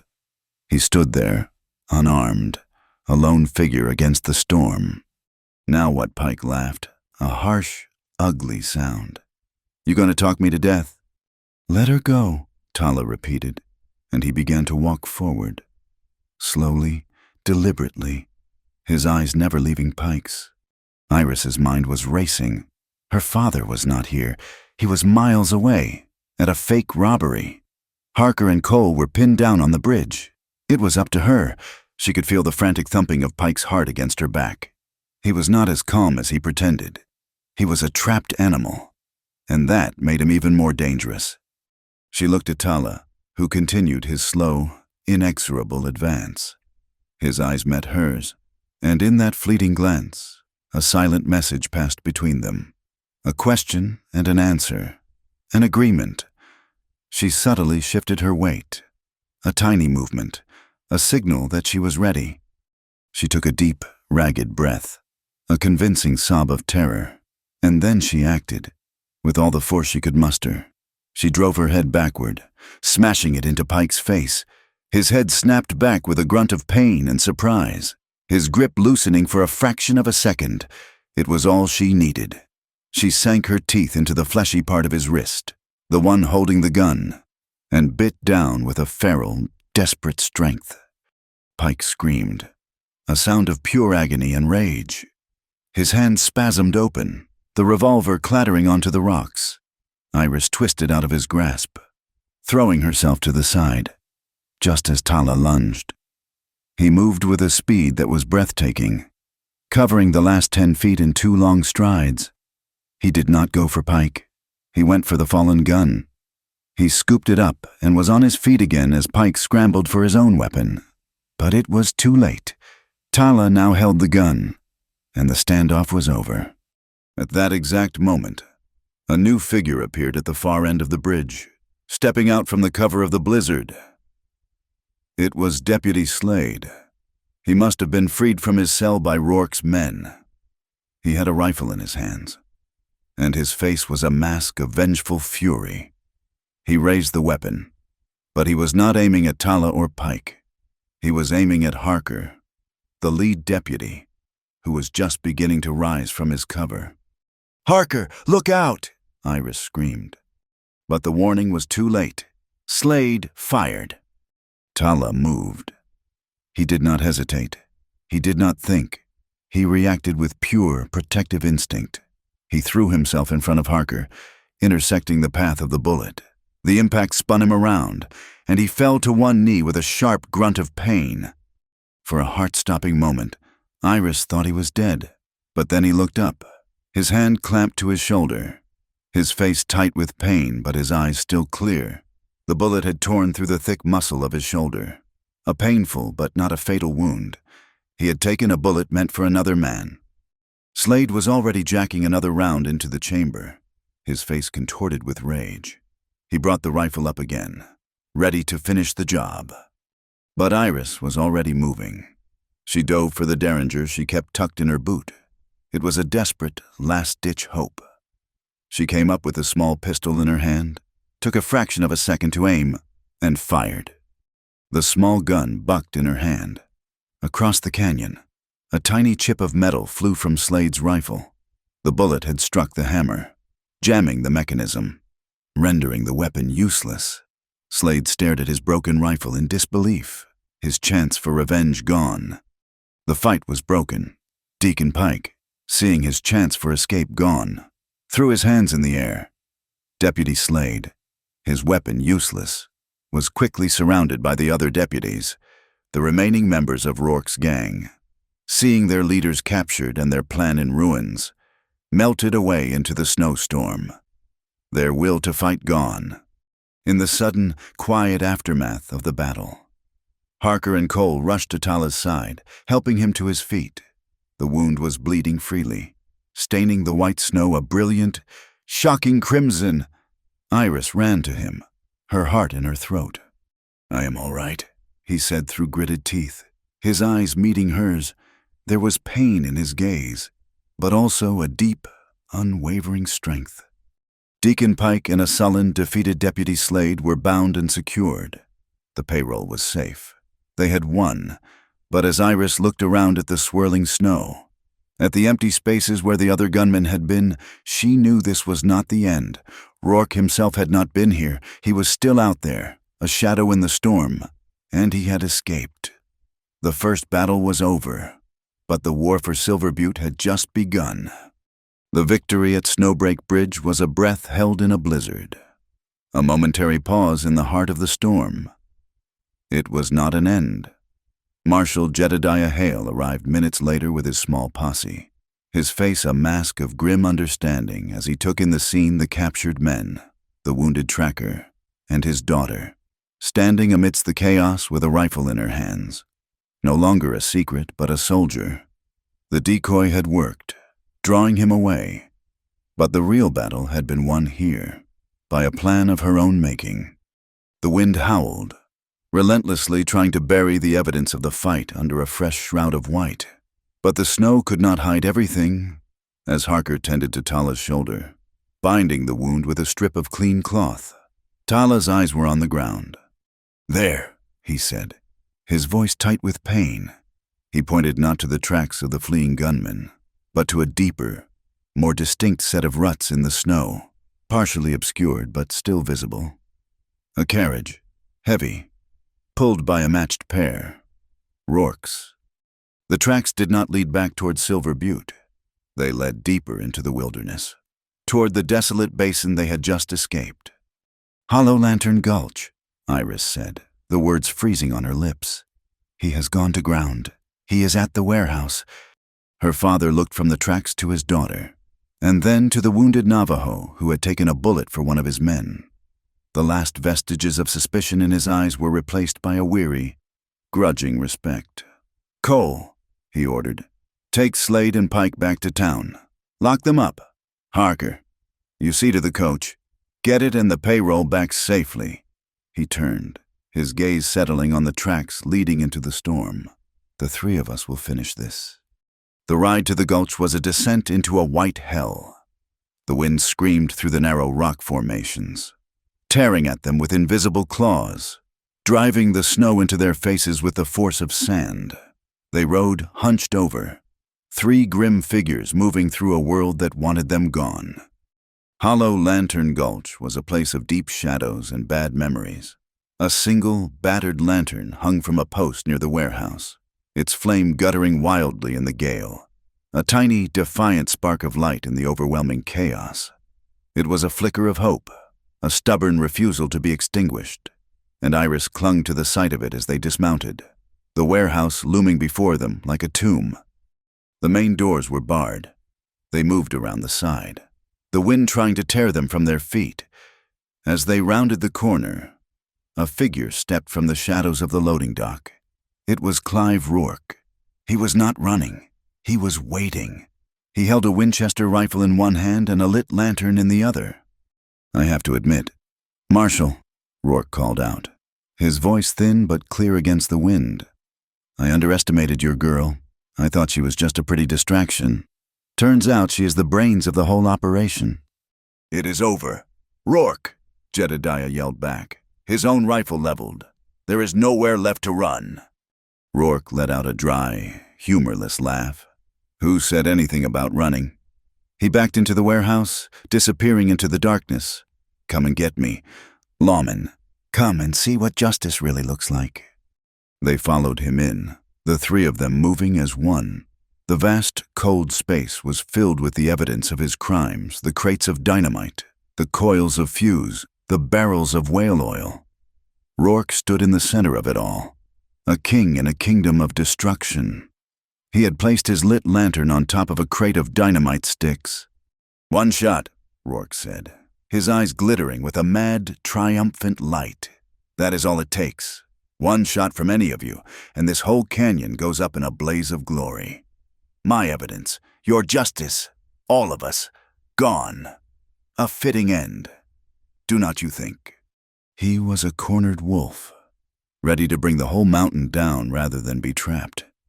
Iris felt a surge of pure, cold hatred. This man, this one arrogant, greedy man, had threatened her father, had wounded Tala, had terrorized her town and tried to turn its people against each other. She had a clear shot. Her hand tightened on her rifle, the rage a bitter taste in her mouth. It would be so easy to end it, to pull the trigger and erase him from the world. Revenge was a simple, satisfying answer. But as her finger brushed the trigger, she saw her father's face. Not the hard mask of the lawman, but the weary face of a man who had dedicated his life to something more than just killing. She looked at Tala, who stood beside her, his wounded shoulder a testament to an act of selfless protection, not vengeance. And she knew that to kill Rourke now would be to become him. It would be to let his brand of violent, chaotic darkness win. She held her fire, her internal battle won not with a bang, but with a quiet, resolute breath. Justice, not revenge. The standoff stretched, time itself seeming to freeze in the cold warehouse air. The only movement was the flickering of the lantern flame on the crate, a tiny, deadly dancer. Then, with a furious roar, Rourke. Wynick broke. He was not a man to wait for his fate. He was a man who made it. He swung his rifle around and fired. Not at them, but at the lantern hanging from the rafters inside the warehouse. The lantern exploded in a shower of glass and burning oil. Sparks rained down. A single glowing ember landed in a dark, greasy puddle of spilled whale oil on the floor. A tiny tongue of flame ignited, licking at the oil, and then began to race across the floorboards like a fiery serpent, straight toward the barrels of oil and the crates of dynamite. The world seemed to move in slow motion, every detail etched in firelight. Tala did not hesitate. Ignoring the searing pain in his shoulder, he shrugged out of his heavy buckskin coat. In one fluid, desperate motion, born of pure instinct, he lunged forward and threw the coat over the advancing line of fire, smothering it just as it reached the first barrel. The thick hide sizzled, but it held. The sudden action, the cloud of smoke from the smothered flame, was the only distraction the Marshal needed. He charged across the floor, a force of nature, the embodiment of the law's righteous fury. He did not fire his gun. He crashed into Rourke like a locomotive, the impact sending both men sprawling to the floor in a tangle of limbs and raw violence. While they wrestled, guns forgotten, Iris moved. Her eyes darted around, looking for an advantage.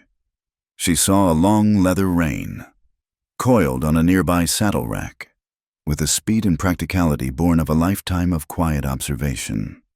She snatched it up. By the time her father had subdued Rourke, pinning his arms behind his back, Iris was there. She looped the rein around his wrists, pulling it tight with a series of quick, efficient knots. It was over. The three of them stood over the bound and defeated cattle baron, their breaths coming in ragged, white clouds. In that moment, they were a perfect, unlikely trinity of justice. The Marshal, the embodiment of the law's force. Tala, the spirit of the land, his instincts saving them all. And Iris, the sharp, skilled mind that had brought them to this point. Jedediah sent Harker, who had followed them, back to town. An hour later, a small, grim-faced delegation of townsfolk arrived, their faces pale in the cold light of Christmas morning. They saw it all. They saw Clive Rourke, bound and defeated.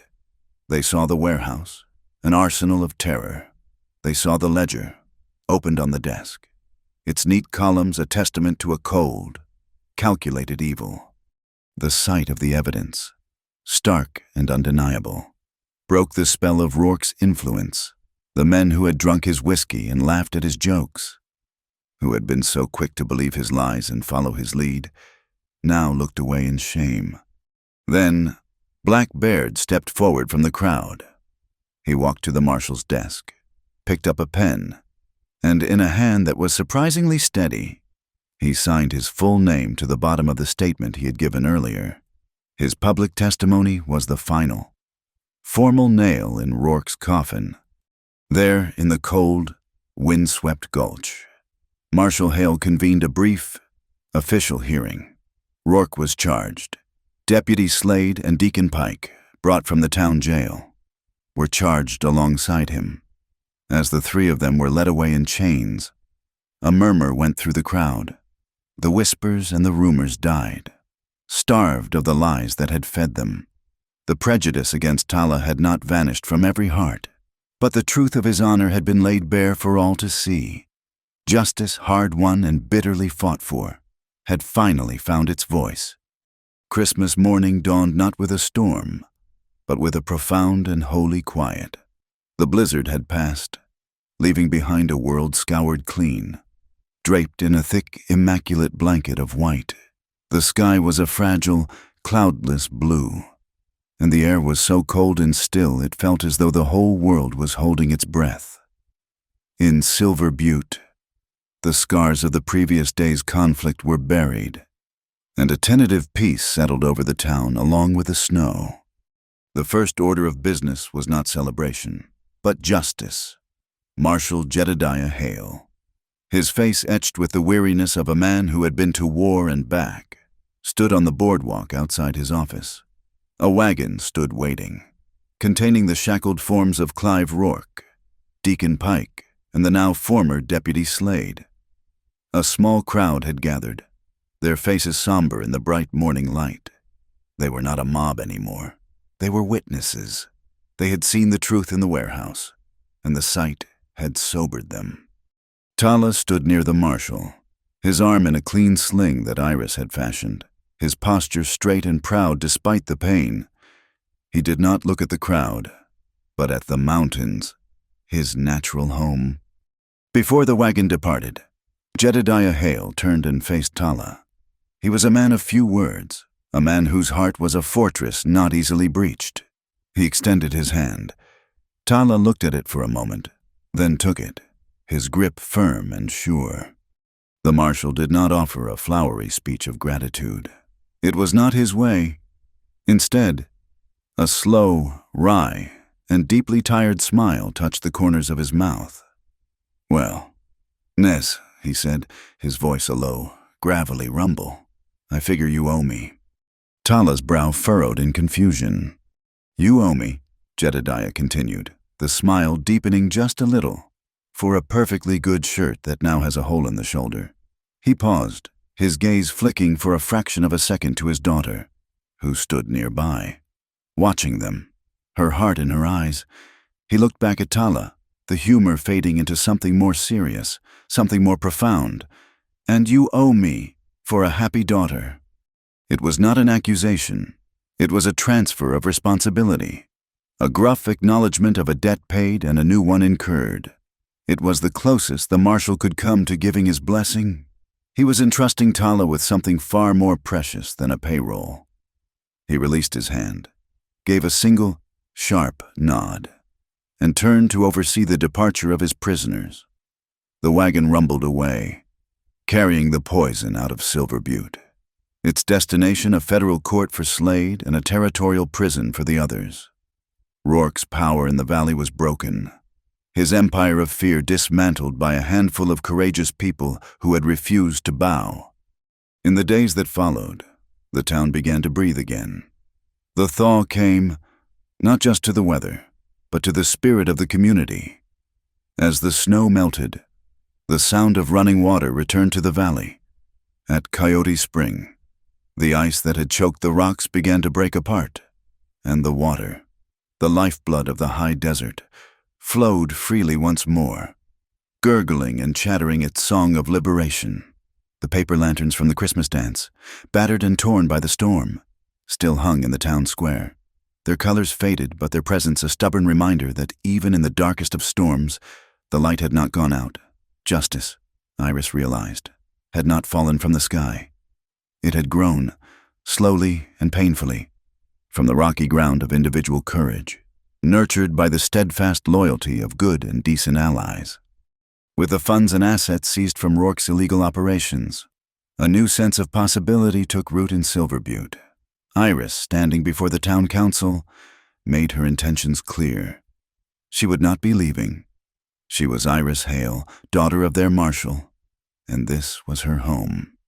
She announced her plan to use a portion of the recovered money to establish a proper school for the children of the miners and ranchers, a place of light and learning in a town that had known too much darkness. Tala, too, chose to stay. He was no longer a wanderer passing through. He had found a place where his honor was recognized.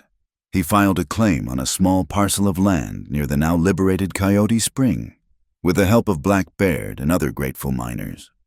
He began to build a series of sturdy corrals. He had made a deal with Mrs. Avery at the stagecoach line. He would become their primary partner, breeding and training the strong, sure-footed horses needed for the dangerous mail routes. He was putting down roots, creating a home by choice, a partnership built on respect. A few days after Christmas, the snow returned, not as a blizzard, but as a soft, gentle fall of thick, white flakes. The world was quiet again, wrapped in a peaceful hush. Iris was on the porch of the saloon, sweeping the last of the day's foot traffic from the wooden planks, when she saw Tala walking toward her through the twilight. His arm was still in the sling, but he moved with his usual quiet grace. He stopped at the bottom of the steps, the falling snow dusting his dark hair and broad shoulders. For a moment, he just stood there, and the comfortable, eloquent silence that she had come to know so well settled between them. He looked up at her, his dark eyes serious, but with a new warmth in them, a light that was not just respect, but something deeper, something more personal. He seemed to gather himself, a slight hesitation in his manner that she found endearing. "Iris Hale," he said, the sound of her true name on his lips still a secret thrill. He took a breath. "Be my Christmas date." The words were the same ones he had spoken on the church porch, but the world had changed since then. He was not asking a stranger, a saloon girl with secrets. He was asking her. He knew who she was, who her father was, what she was capable of. And his question was an open door, a choice given freely, with the full knowledge that she had every right to say no. It was the ultimate gesture of respect, an offering of partnership with no strings attached. This was the love of the West, she thought. Not a cage, but an open range, a freedom given and a boundary honored. She stopped sweeping and leaned against the porch rail, a slow, genuine smile spreading across her face, a smile that reached her eyes and filled them with a light that matched his. "This time," she said softly, her voice full of a warm and gentle promise, "the date is for tomorrow, and the day after, and the day after that." The future was an unknown territory, a map yet to be drawn. But as she looked at the strong, honorable man standing before her in the falling snow, she knew, with a certainty that settled deep in her soul, that she would not be exploring it alone. Just then, the mail rider, on one of Tala's own fine horses, galloped into town. His arrival late due to the heavy snows, he carried a letter for the Marshal, an official dispatch from the territorial office in Gallup. Later that evening, her father would read it to her, his expression a mixture of excitement and apprehension. The railroad was coming. The survey crews had finished their work, and the graders would arrive with the spring thaw. The tracks, those twin lines of iron in progress, were about to touch the desert. It was the promise of a new future, of new opportunities and new dangers, of a world that was about to change forever. The wildness of the West was about to be tamed, and Iris could not help but wonder, as she looked out at the quiet, snow-covered mountains, when the railroad touched the desert, would their hearts be able to keep the same rhythm? Thank you for joining us on this journey through the trials and triumphs of Silver Butte. Let us know in the comments where you are listening from so we can all connect and share our thoughts. And please subscribe to my channel, Wild West Tales. Like this video, and show your support by pressing the hype button so more people can hear this story.